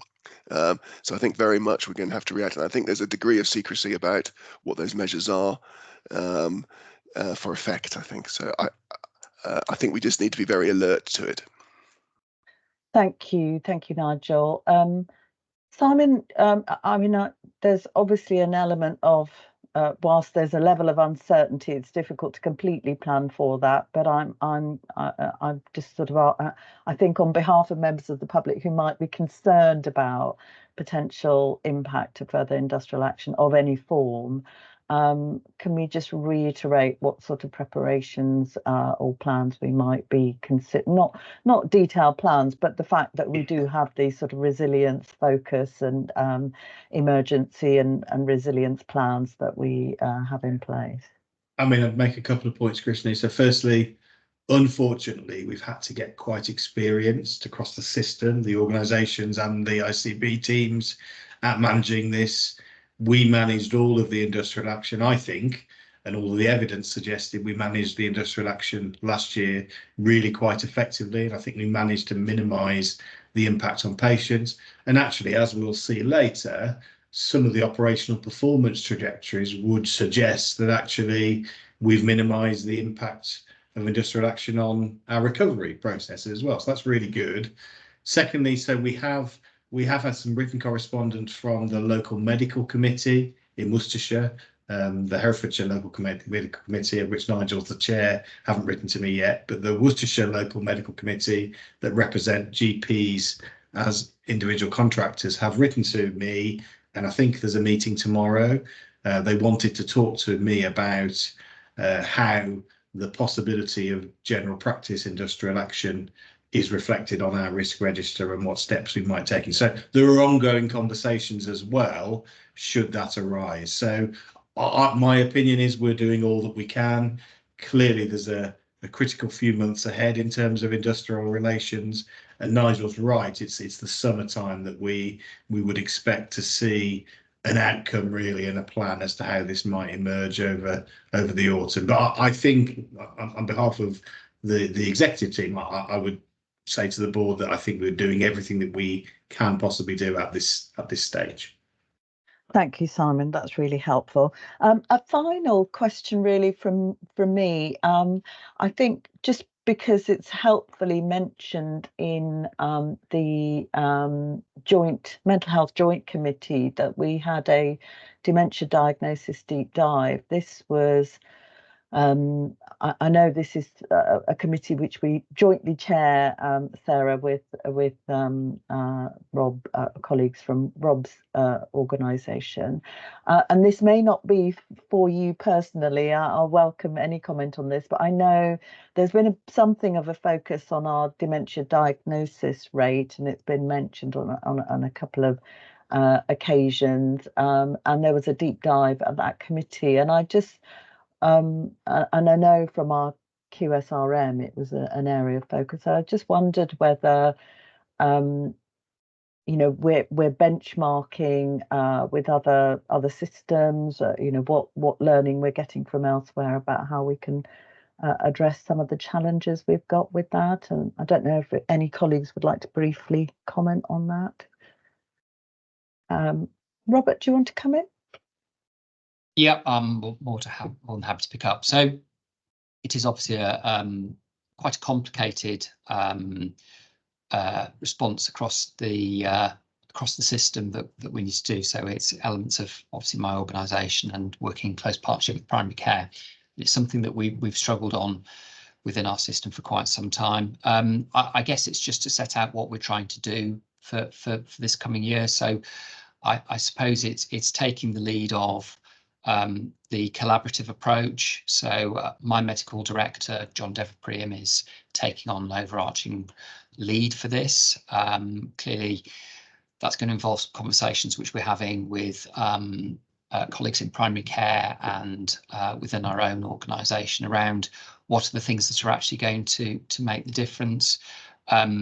Krishna, you would have heard we're actually going about it a little bit differently. We're trying to take a quality improvement approach around this, actually, with a PDSA cycle. So we've had plans in the past, but they just haven't delivered what we need to. So we're trying to look at the actions that we're taking. There's understandable concerns within primary care around actually the effectiveness of some of these actions and what we're doing and demands on capacity and so forth. So that's all part of the review of the plan. I think Simon mentioned earlier we are actually the poorest performing ICB in the country on this one, and we've got an outline plan to get us to not the national target, but 63% for this year. There is a lot of work that needs to go into that, and there's a lot of hearts and minds that we need to get there. But that's the work that we're taking forward. Great, thank you, Rob. Sarah, did you want to come in as well? I just wanted to say, yeah, thank you. And I think John taking the lead on this is looking really positive. Just to assure people really that there was very pragmatic discussions, real recognition that we can't keep doing the same thing that we've done before because we haven't seen benefits, but an absolute acknowledgement that there's work here to be done with the public, with those of us who may develop dementia in the future, with current people with dementia and their carers, to try and understand and overcome and engage with people about some of the barriers that are perceived in a diagnosis as well. So it is being looked at really holistically, and it's, for me as the co-chair of that group, it was really helpful to see the range of discussion, some really positive ideas, but a real acknowledgement that being the poorest performing in terms of the dementia diagnosis rate is not something that we are content with, but what we want to do and are committed to doing, and are seeing a really an improving level of assurance over, is actually improving the care for people who have dementia, who are living with dementia, and who are caring for people with dementia. So whilst the target is of significant importance, actually the focus very assuringly is on providing good care for those people leading up to and with a diagnosis. So lots more work to do, but I think as a committee it was a good discussion and some good levels of assurance. Thanks. Great, Sarah and Rob, thank you very much. Really helpful to hear that clarity from the meeting and the focus that's being brought to that. I think really positive. So thank you for illuminating that a bit further. And you know, this is another example of where we really need to work together as a system, don't we, to address this. It doesn't sit with one organisation, so another really good example of the important focus we can bring to it. Thank you, everybody. That covers the all the key items we wanted to cover off before having a short break. We're just a few minutes behind, but I think that's fine because we probably will catch up a bit of time. So can I suggest we have a short break now until 11:15, bearing in mind that this is a live transmission, if you like. I just suggest people put their cameras off and their microphones off for the short break. But if I could ask people to be back promptly for an 11:15 start, please. Thank you.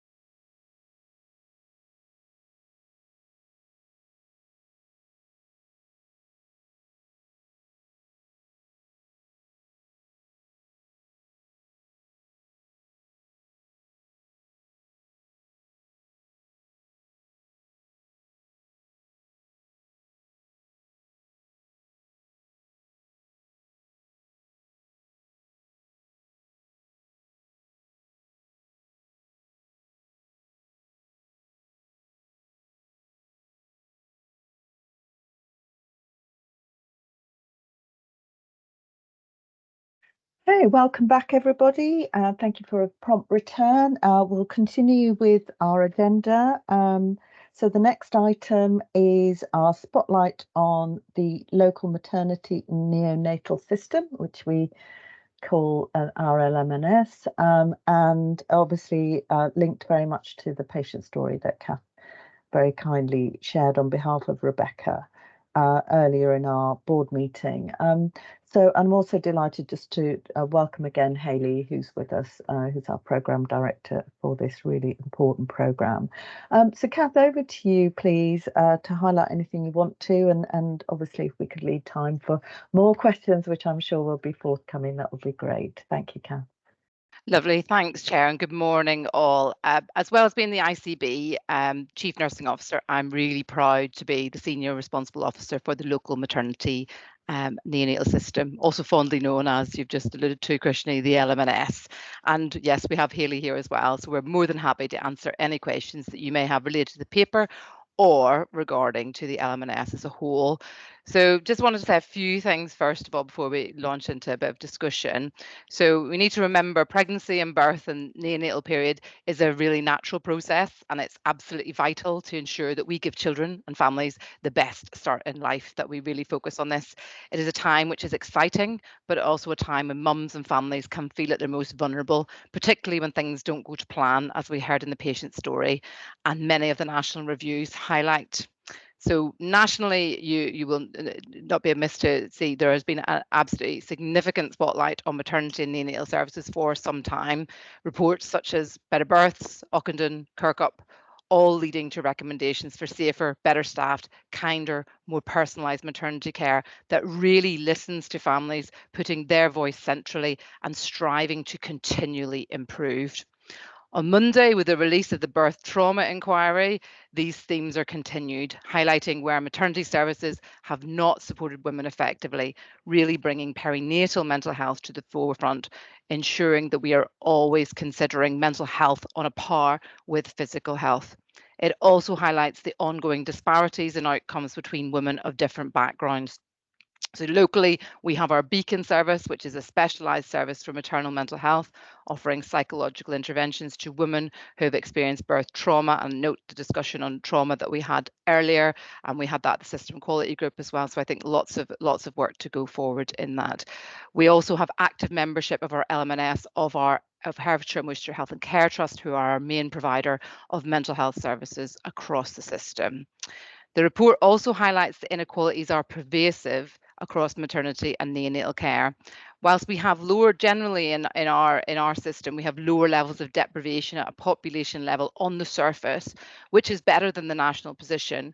We do have significant pockets of some of the most deprived populations in the country, which does impact on outcomes. Reducing these health inequalities is an absolute priority for the LMNS, as detailed in the strategy, which is appended to the report. This strategy was co-produced with system partners, including our maternity and neonatal voices partnerships leads, to practically locally implement the national 3-year delivery plan. And the role of the MMVPs has become more prominent with the clinical negligence scheme for trusts, which are basically the standards to assure the safety of maternity care. The increased importance of the MMVP nationally and locally shows that we are beginning to learn that the insight that local families bring, which may be seen by some as the little things, can have a massive impact on safety. Culture and workforce are absolutely synonymous with a happy and engaged workforce is a productive and safe workforce.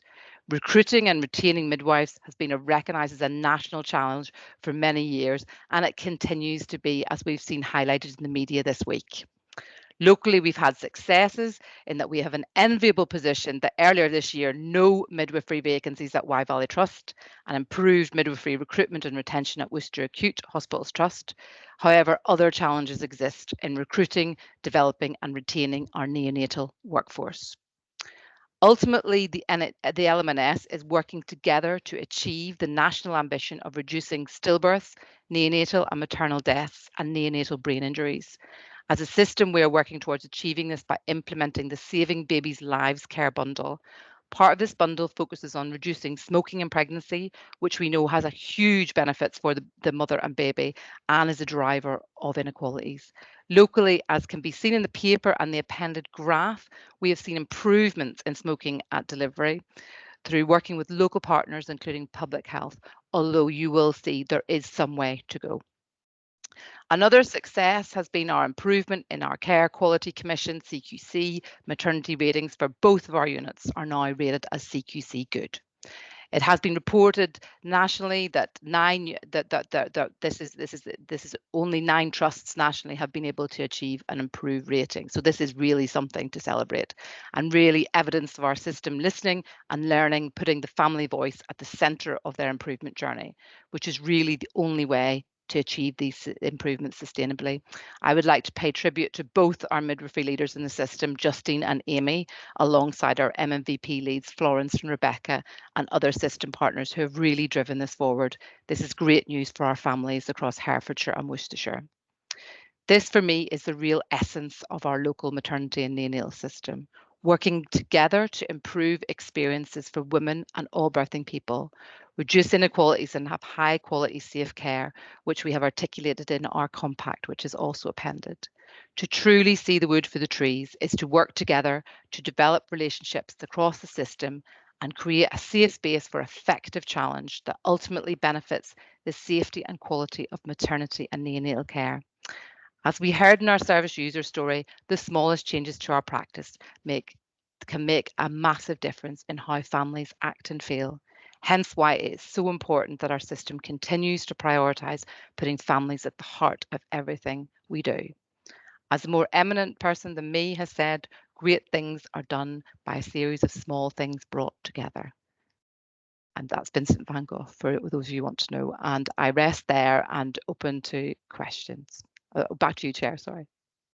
Thank you, Kath. That was very powerful, and I'd like to add my thanks really to colleagues around the system who work so hard to improve the services. I mean, clearly there's always more to do, and we would want to acknowledge that. But I think to have achieved what we have done in terms of getting both of our trusts to a good rating is really positive. I noticed there was an announcement that SAF had also had their Shrewsbury and Telford, I think, had also improved their maternity rating. I think that was breaking news today.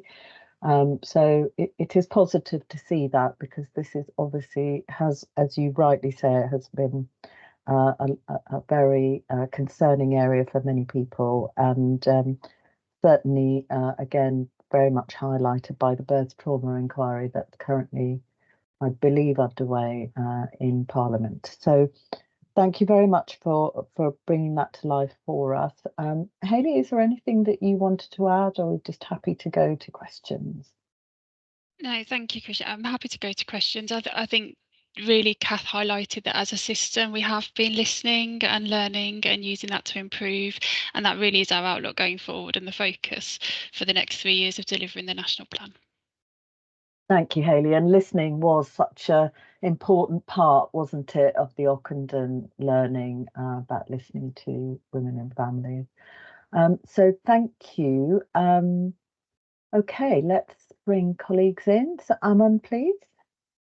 Thank you, Krishni, and just wanted to say thank you for the report and acknowledge all the hard work that's taken place as well. My questions are around, I guess, the inequalities and the accessibility piece. So in the report, that you referenced that there's seldom heard groups, and for my benefit, I just want to understand who are those groups and why are they seldom heard, and what are the barriers facing them. And in the strategy, you also talk about bookings in the most deprived areas being lower than national average. And I just wanted to understand what the barriers were around that as well, because I think they're in the, yes, they were just really, those were my 2 questions, please. Thank you, Aman. Kath or Hayley, who would like to come in on that? Hayley, you go ahead. Yeah, I'm happy to come in on that. Thank you for that question, Aman. So in terms of Selden her groups, that's really a challenge for our MMVP to work with those groups across our system to make sure those voices are heard. I think the most important thing that we can do as a system is provide information to people that are working with us and our service users in a way that they can understand, and that's not the same for everybody. And I think us having an appreciation that people understand information in different ways and therefore will act on that in different ways is really important for understanding how our service users access healthcare and access maternity and neonatal care. So part of that challenge is really understanding those nuances, and that takes time working with local populations that have those differences. Locally, we know we've got lots of different populations. We know we see different outcomes. We do see some, unfortunately, poorer outcomes in Worcestershire from families, from British Asian families, and then we know that in Herefordshire it's a different group that we see that more the I don't really like this term, but other white group that we see those differences in. So it's a challenge for us to make sure we understand those differences, but then also how to tackle them. And then in terms of bookings, I think our bookings reflect our population. I don't think there's really we know that at Worcestershire Acute we're just shy of the national target of bookings by of reaching 90%.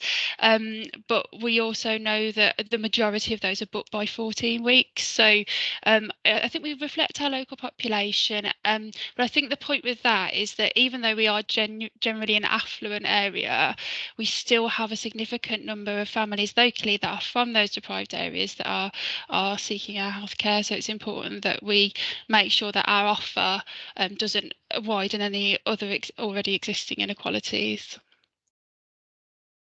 Okay, thank you, Hayley. Aman, did you want to come back in? Yeah, it was just I suppose I just wanted to follow up. I don't understand which groups. You know, you talk about Selden Heard groups. I still don't have a sense of who they are. So if you could just expand on that, please. Yeah, of course. So an example of that across Herefordshire and Worcestershire would be Gypsy Roma traveller groups. We know we have a reasonable population of Gypsy Roma travel groups across Herefordshire and Worcestershire that engage differently with healthcare services to how other groups may engage. So that's a way of making us working with those groups to understand how they want to access our healthcare and how we can provide information. So that's just one example, but there are lots of others. I think particularly if you think about some of the populations in Redditch, and Redditch has some of the most deprived areas in the country, so how we make sure the voices from those women who aren't necessarily empowered to give their voice and influence care, how we make sure we're really working with those to make sure their voice has as much as an impact to somebody from a more middle class background. So it's just important that we continue to work with all of those groups, really. No, thank Does that you. answer your question? Yeah, no, thank you. That's helpful. Thank you very much, Hayley. Vicky, please. Thank you, Krishni. I think, Kath, just to concur and reiterate the thanks to our maternity leaders across the system, because I think the hard work over the last few years is significant and we can't underestimate that. But I guess to applaud the compact that you highlighted that's set out in the appendices, and just wondered whether you could expand on the development sessions that I know LM&S had in terms of working towards the strategy, and with whom, because I think there's some really good work that you've undertaken across the system through the LM&S. So I just wondered if you could expand on that, please. Yes, no problem, Vicky. Absolutely. It has been an absolute pleasure to work with people around the table, and we've been facilitated to do that with the King's Fund. I think we're nearly towards the end of that now, and we have people saying we want to continue on the development programme afterwards. So Hayley and I are working along to make sure that we can continue that development, giving it the challenging, safe space whereby we can truly challenge each other and not feel like we're going to fall out when we're challenging. Like, so that critical awareness, and it is tangible. You know, the work that has been done and the relationships that have been fostered. It is a really lovely place to be, I have to say, at the minute. And I just think we're going to go on and on to better things. So it has been, and that's absolutely everybody leaning into that leadership space, particularly our midwifery leads, who have been absolutely fantastic, and they really have listened to the voices of families. I think that for me is the key part, that our MMVPs have been really central to that conversation. Thank you, Kath. That's great. Thank you, Kath. I had the pleasure of meeting Justine a while ago, and so I'm not surprised to hear that feedback, because I remember being impressed when I met her. So that's good to hear. Russell, please. I guess I'd just building on. Thank you, Kath, and thank you for everyone who's been involved in this work. It's great. I just wanted to broaden the discussion a bit about you know, encouraging us all to have a vision for Hereford and Worcestershire being a wonderful place to not just have children, but to raise children. And the challenge for me is to ensure that together we help young mums and young families really give the best start to children, because the maternity and neonate is quite a small period in time, and the things that worry me are more societals. As an example, the level of obesity that so many mums have as they enter pregnancy. We talk a lot about smoking as harming babies, and absolutely right, but also obesity, the evidence is quite clear, harms babies. So how can we help mums who are obese or thinking about becoming mums in that regard?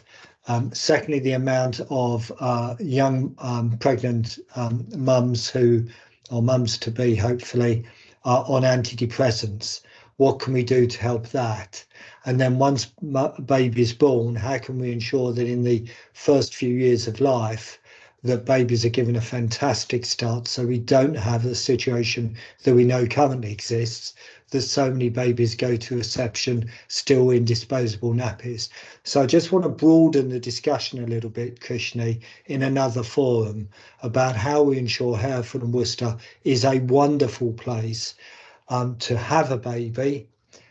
And then once you've got the joy of having a baby, if you're lucky enough and blessed to have that, how we ensure that baby is nurtured to become a really functional, well-rounded child as it enters the education system. So just broadening our thinking, that it's not just about ensuring babies are delivered safely, but the babies enter a world where they're nurtured and encouraged to become really wonderful children and then adults.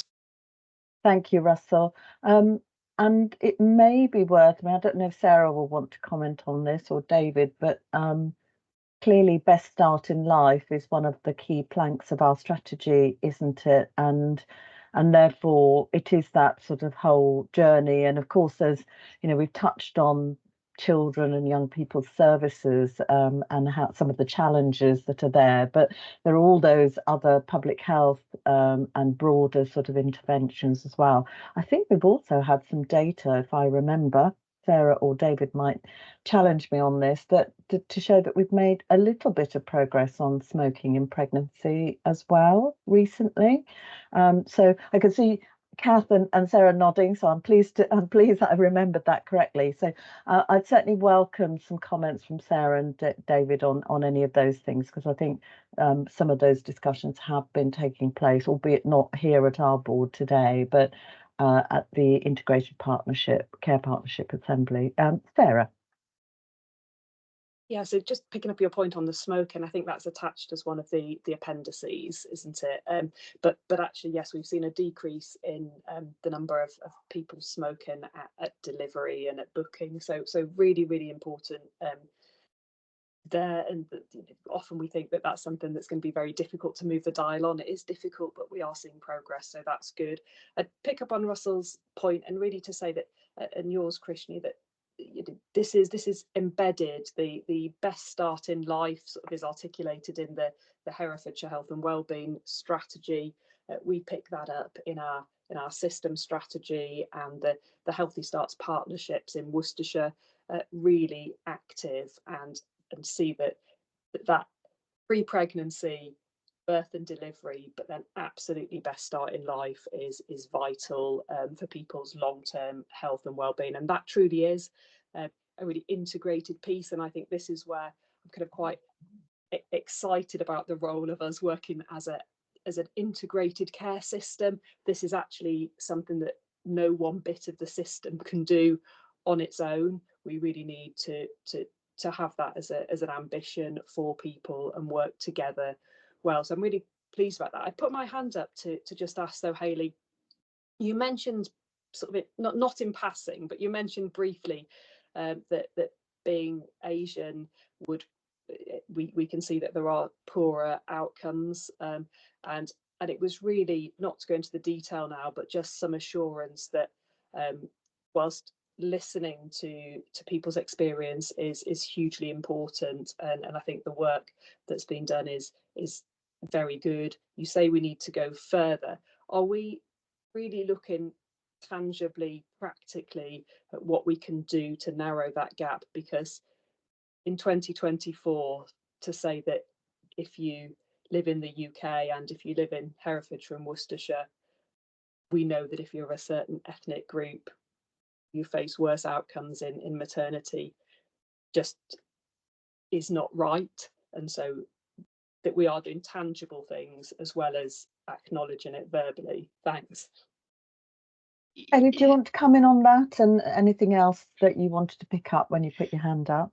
Thank you, Christina. Thank you, Sarah. Yeah, I completely agree with you. I think these are inequalities that are reflected nationally as well, Sarah. It's not just something that we see locally, but there are definitely practical, tangible things that we're doing to tackle this. Maternity continuity of care is an excellent example of that, an evidence-based programme where we know that continuity of care benefits the outcomes for women.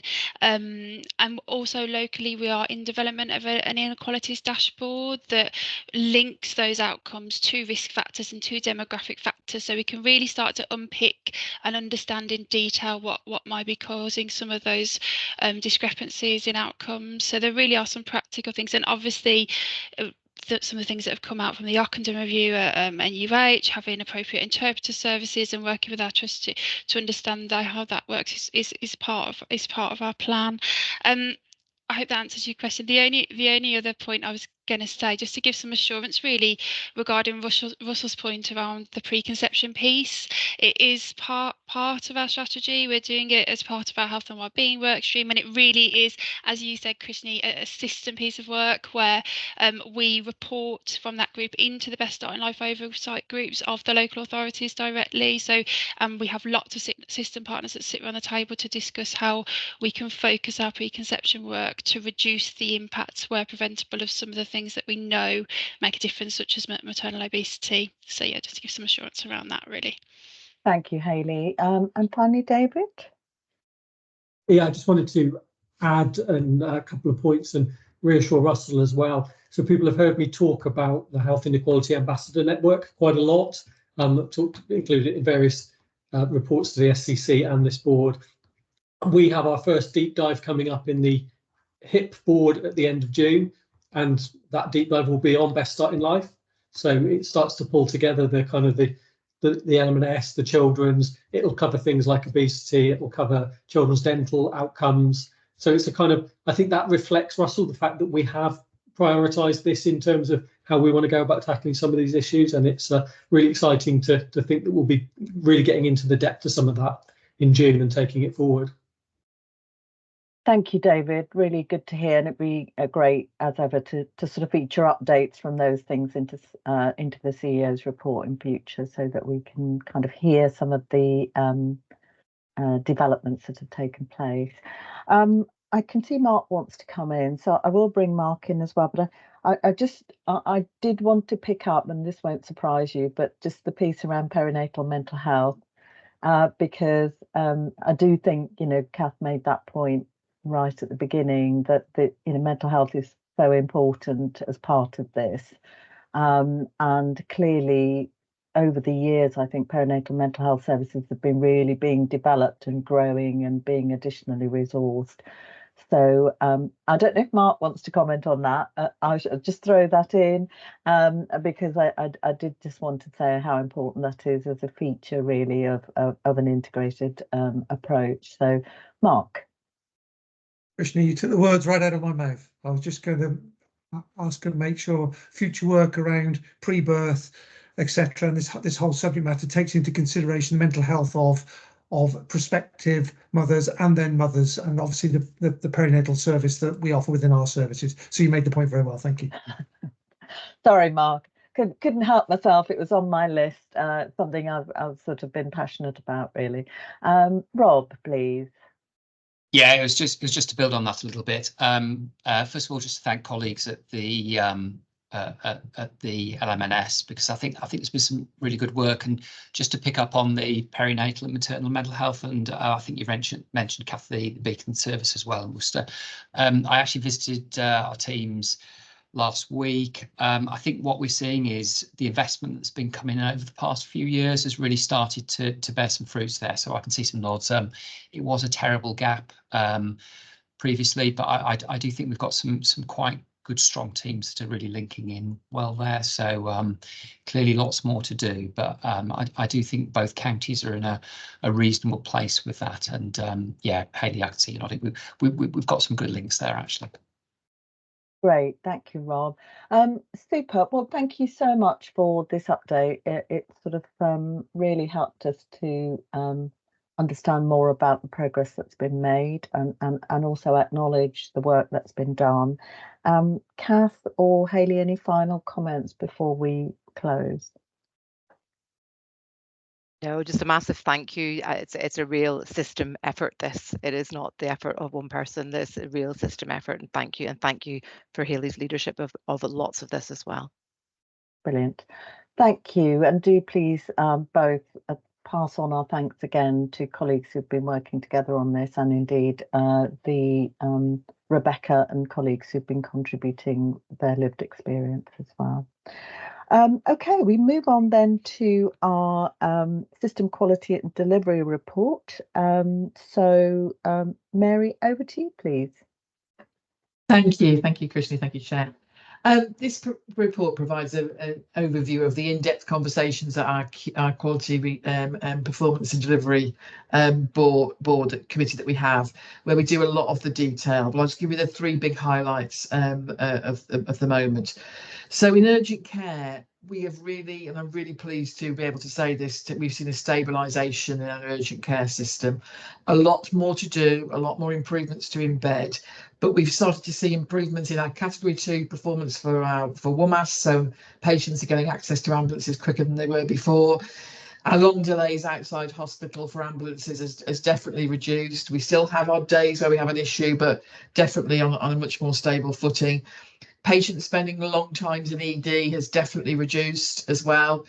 And overall, we did see in March an improvement in our 4-hour standard, our EAS standard.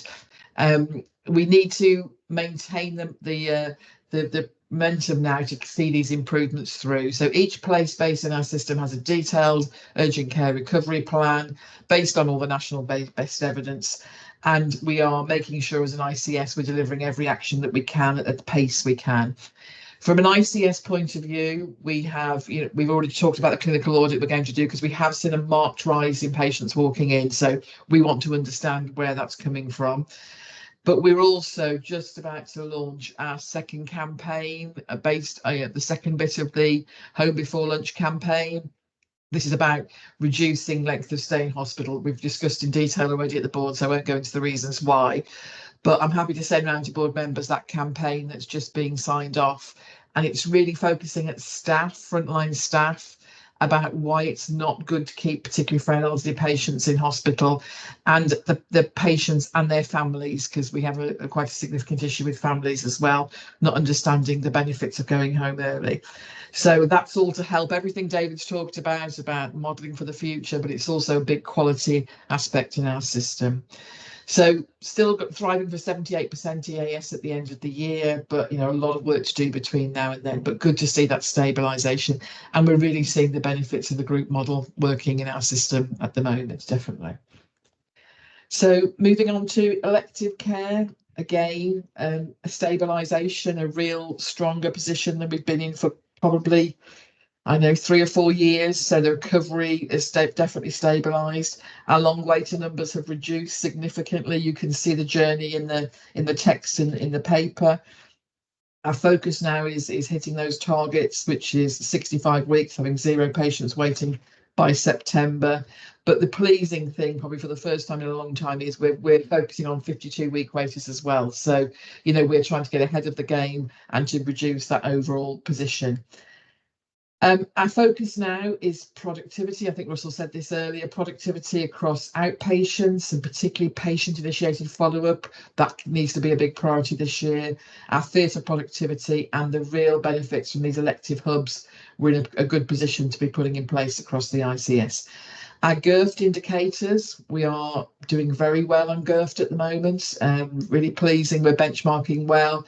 We can now take the next step to improve that productivity. So, we're in a fairly strong position on our elective recovery. And then finally, picking out from the paper is the cancer. I think this is the most pleasing of all of the stabilisations that we've seen. So our faster diagnosis standard, those patients seen and diagnosed within 28 days, we actually ended at the end of the last financial year at 77.9%, is even better than the paper suggests. So that's a really strong position for us as a system, which we need to maintain in this year. Our patients waiting long time for treatment of 62 days. We actually came in at a lower position than our target. Our target was 265 patients. We came in at 201 patients. And, really pleasing to see, particularly at Worcester Acute, that we've got to highlight in the last 2 months of the year, the focus, the effort, the grip on achieving that standard was very welcomed as a system. And as a result, Worcester Acute have been taken out of Tier 1. Tier 1 was the most concerning tier in the country. And we're now in Tier 2, which will be monitoring by the regional team, which is really pleasing to see. Focus for cancer. We have 15 cancer pathways across our system that, and 10 of those perform excellently, very good standard.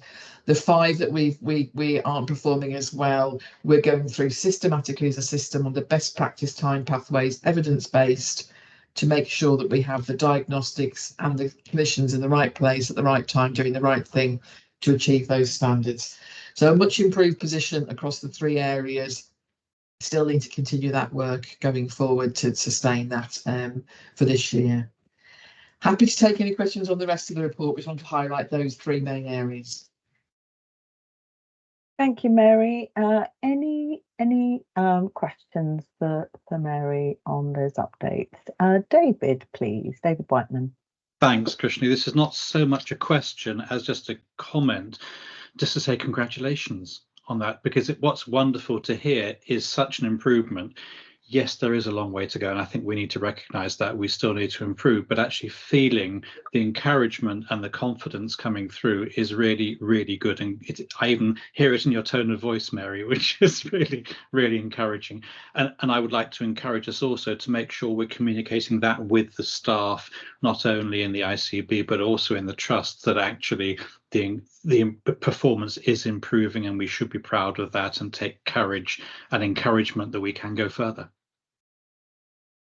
Thank you, David. Very positive. Sarah? Yeah, I agree. Really, some really good positives. A quick question, Mary, just for a bit of assurance. I think we're going to be doing the audit, our own audit of the A&E attendances. I think that's really welcomed. I suppose my question is, can we have assurance that this is going to be done in an open-minded way, bearing in mind some of the hypotheses or the early evidence that's coming through from that NHSE piece, that actually there may be more people going to hospital, but actually we don't approach it with an already built-in narrative that they should be going elsewhere. So we'll look at the acuity as well. And so just an you hear my bias, but I'm saying, can we have an open-minded approach as we do that? So assurance that we're not having assumptions before we start. Thank you. If I can come back on that, Krishna, that would be helpful. Yeah, we had much the same debate 48 hours ago in a meeting about how we were going to approach this. And we've got our urgent care board, our ICS urgent care board this afternoon. It's the main agenda item. Yeah, we want clinicians and a variety of clinicians, so primary care, acute, and other, nurses and doctors working alongside operational people, looking at the individual patients, how have they got there, and is there a need? So, we'll take out as much bias as we can. There are 3 hypotheses in our system as to why this is. We want to take that off the table and really find out for ourselves what exactly is causing the situation at the moment, because it has been since January the 1st almost. It's very bizarre. There has been a significant increase in the walk-ins in the system. So we'll happily report the key findings of that through to the board in future. Thank you very much, Mary. I think that sounds like a good approach, I think, to understanding what the issues are there. Are there any other questions on this or any other comments that anyone wanted to come in? Stephen, anything you want to add? Just because there's been a lot of focus on Worcester Acute, so just thought you might want to add something. I'm kind of really happy to feed back to the teams. I think we have done a lot of that on terms of their improvements. I think we're kind of in a position where we don't want to let one swallow make a summer. It's really encouraging, but we're kind of under no illusion about where we need to get to. I think we let the numbers talk for themselves rather than build it up falsely. And just that bit to Sarah, I think we really do have an open mind, and it's more of a kind of a learning piece of what are we seeing through, particularly through A&E, and then what does that mean we can do differently as a system and particularly as a place. I had really good conversations between Rob and I, and having to think about what do we need to do differently. So it's definitely not a kind of finger pointing or blame game, more of an understanding. Great, all good. Thank you, Stephen. Very helpful and grounding, I think, because whilst I think acknowledging improvement, we've always said, isn't it, it's about sustaining it and continuing that improvement and building on it. So it sounds like you very much trying to do that, and that very much is appreciated. But please do pass on our thanks, I think, importantly, to the teams. Thank you, Mary. So that's for noting, and we move on to the financial update. Rob, sorry, Krishna. Yeah, it was just and I'm conscious of first ICB board meeting. It was just the comment about the digital strategy, and it was just to check that is. I know we've had some change of personnel, but it's the drawing together the system strategy part. Obviously, there's works around maturity and so forth, but that does, I know to our organisation, there's quite a critical piece of work in there. So I suppose it was just a flag. It was good to see that in the report, but that's quite an important one as far as I can see. Thank you, Rob. Katie, did you want to come in? Yeah, thank you, Rob. Yes, we are working with all of the digital leaders across the system to draw together what the key priorities are for each organisation, and then what we need to be doing at system level. We're not starting from scratch. As you will recall, there's been a lot of work done under previous leadership on the strategy. So we're taking the components that have been pulled together through engagement on that and building on them. And I aim to bring something back to this board later on in the summer. So we'll be able to talk about that through in more detail. But Lisa Yates is very involved in the conversations. Great. Thank you, Katie. Hope that answers your question, Rob, satisfactorily. Great, thank you. So we move on then to item 13, which is the financial update. So over to Mark, please. Thank you very much, Chair. So good morning all. So the paper today covers the updates then on month 12. So the final month as we finish financial year 23-24, and covers a position for the system and the ICB. So I suppose firstly I'd start by saying I am pleased to report that, subject to external audit sign-off, that the ICS has delivered against the revised financial outturn that we agreed with NHS England back in November 23. So that's the first bit in terms of the good news. And I suppose we just need to recognise, whilst a deficit is not a good thing or a place we want to be, we have delivered what we said we would deliver. What we now need to do is build upon that, and there's more work we need to do around how we improve the overall system finances. So in terms of the position then, we agreed with NHS England the revised financial outturn in November of £64.1 million deficit. And that was before the allocation we received from NHS England of £19.2 million, which effectively was cash support to cover the original deficit plan that we submitted at the start of the year. So what that would mean effectively when you add the two together, we were aiming or forecasted at that point to be £44.9 million off plan. The month 12 position then that you'll see within the paper is that we've reported £44.8 million. So a small improvement, £100,000 improvement. And you'll see within the report then the split across the ICS. It's on page 2. It is just worth pulling out, and we've talked about this previously, the majority of the financial deficit and the deterioration that we saw in year came from within the Worcestershire Acute Hospitals plan. And we are working collectively with the Trust and colleagues there on the Trust Financial Recovery Plan and actions that need to be in place. I do need to remind the board though that deficits are repayable, so we do have to pay an overspend. That's currently NHS England business rules. There'll be a small element of that in the 24-25 plan once agreed, and then that will continue into future financial years. But from an absolute number perspective, we have to repay £64 million of deficit off the outturn for 23-24. So the 19.2 million whilst this cash support, we have got to repay it.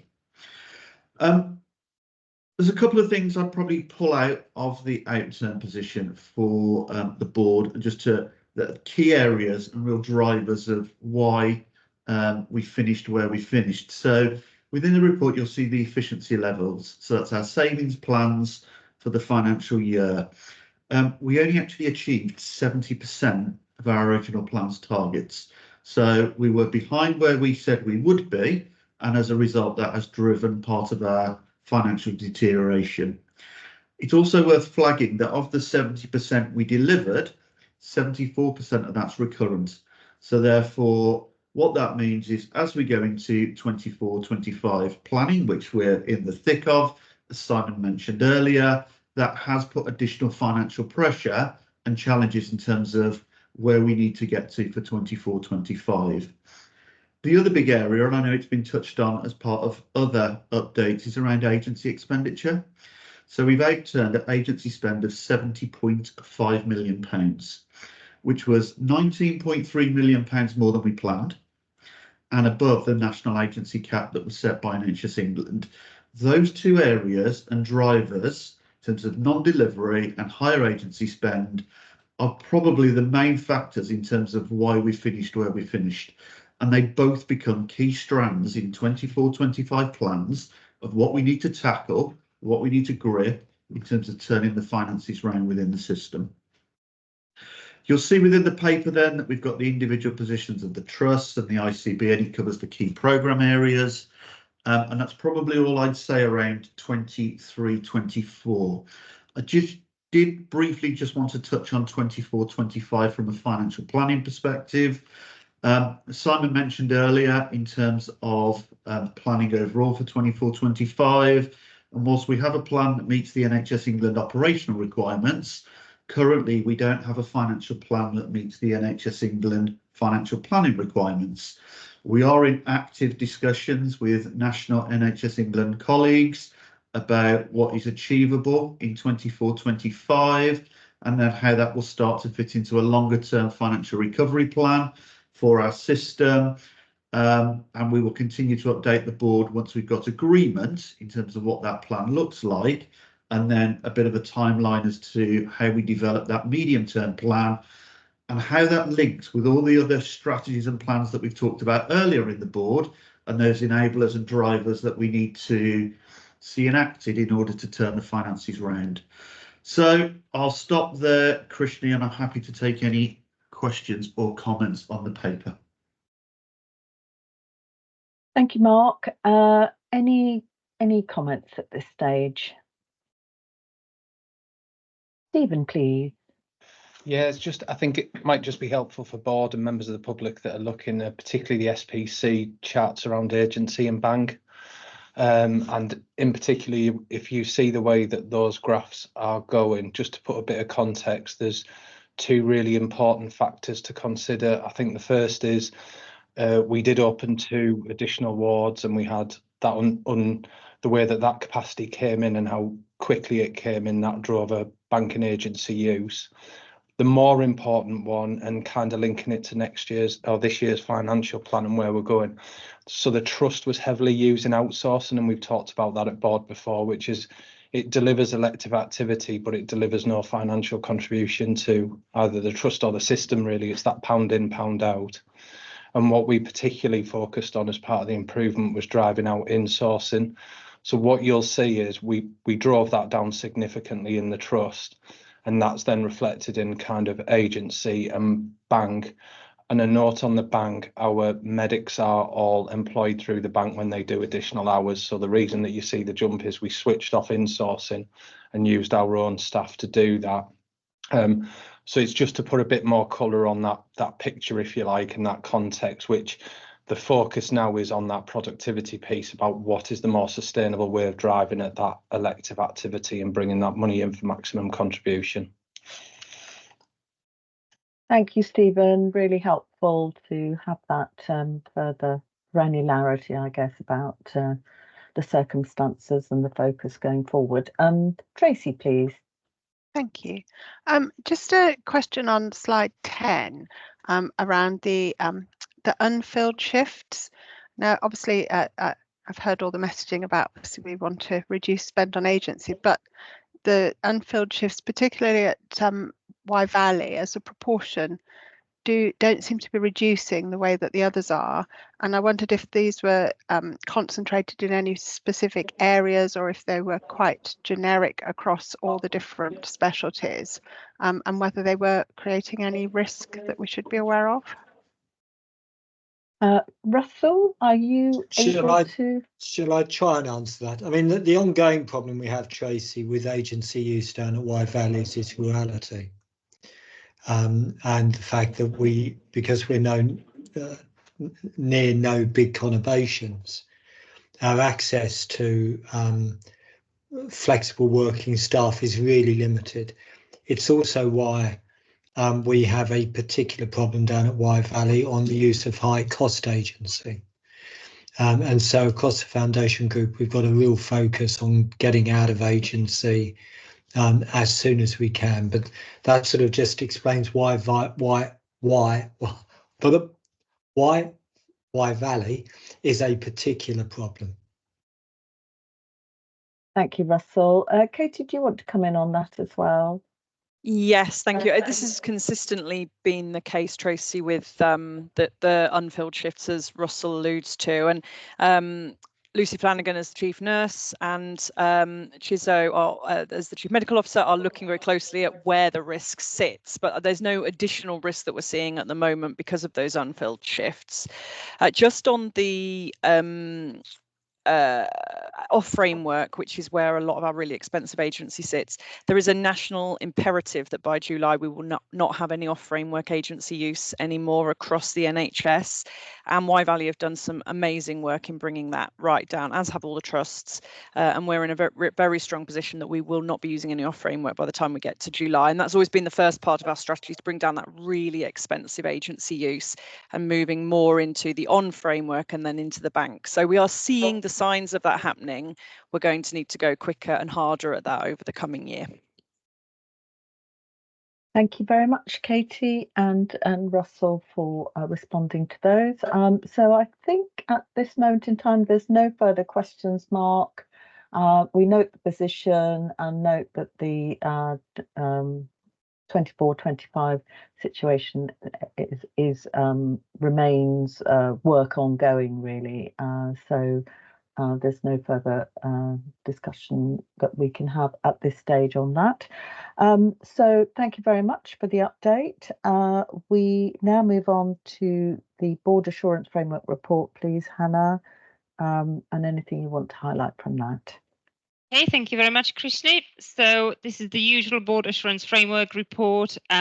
You will remember that at the last meeting I mentioned more details would be added following the operational planning guidance publication. So a lot more detail has been added. There's a lot of detail. We are constantly trying to work on making this as digestible for board members as possible, but it clearly does showcase just the amount of work that this Board Assurance Framework is covering. So we do have 6 corporate objectives, 35 priorities, and 41 escalated corporate risks. So those are sort of pictured and captured on page 2. I'd also like to highlight at the bottom of page 2 that graph Objective 3, health inequalities, the split of amber and yellow is the wrong way around. It should be 3 yellows and 2 ambers, and this is why altogether that makes for a partial assurance. So this Board Assurance Framework sort of highlights the assurance levels for individual priorities, and that makes up the overarching assurance level for objectives. And this then draws out the areas of challenge and particular focus, and also areas where we have achieved some improvement, and of course also our level of ambition, which is represented by the target assurance.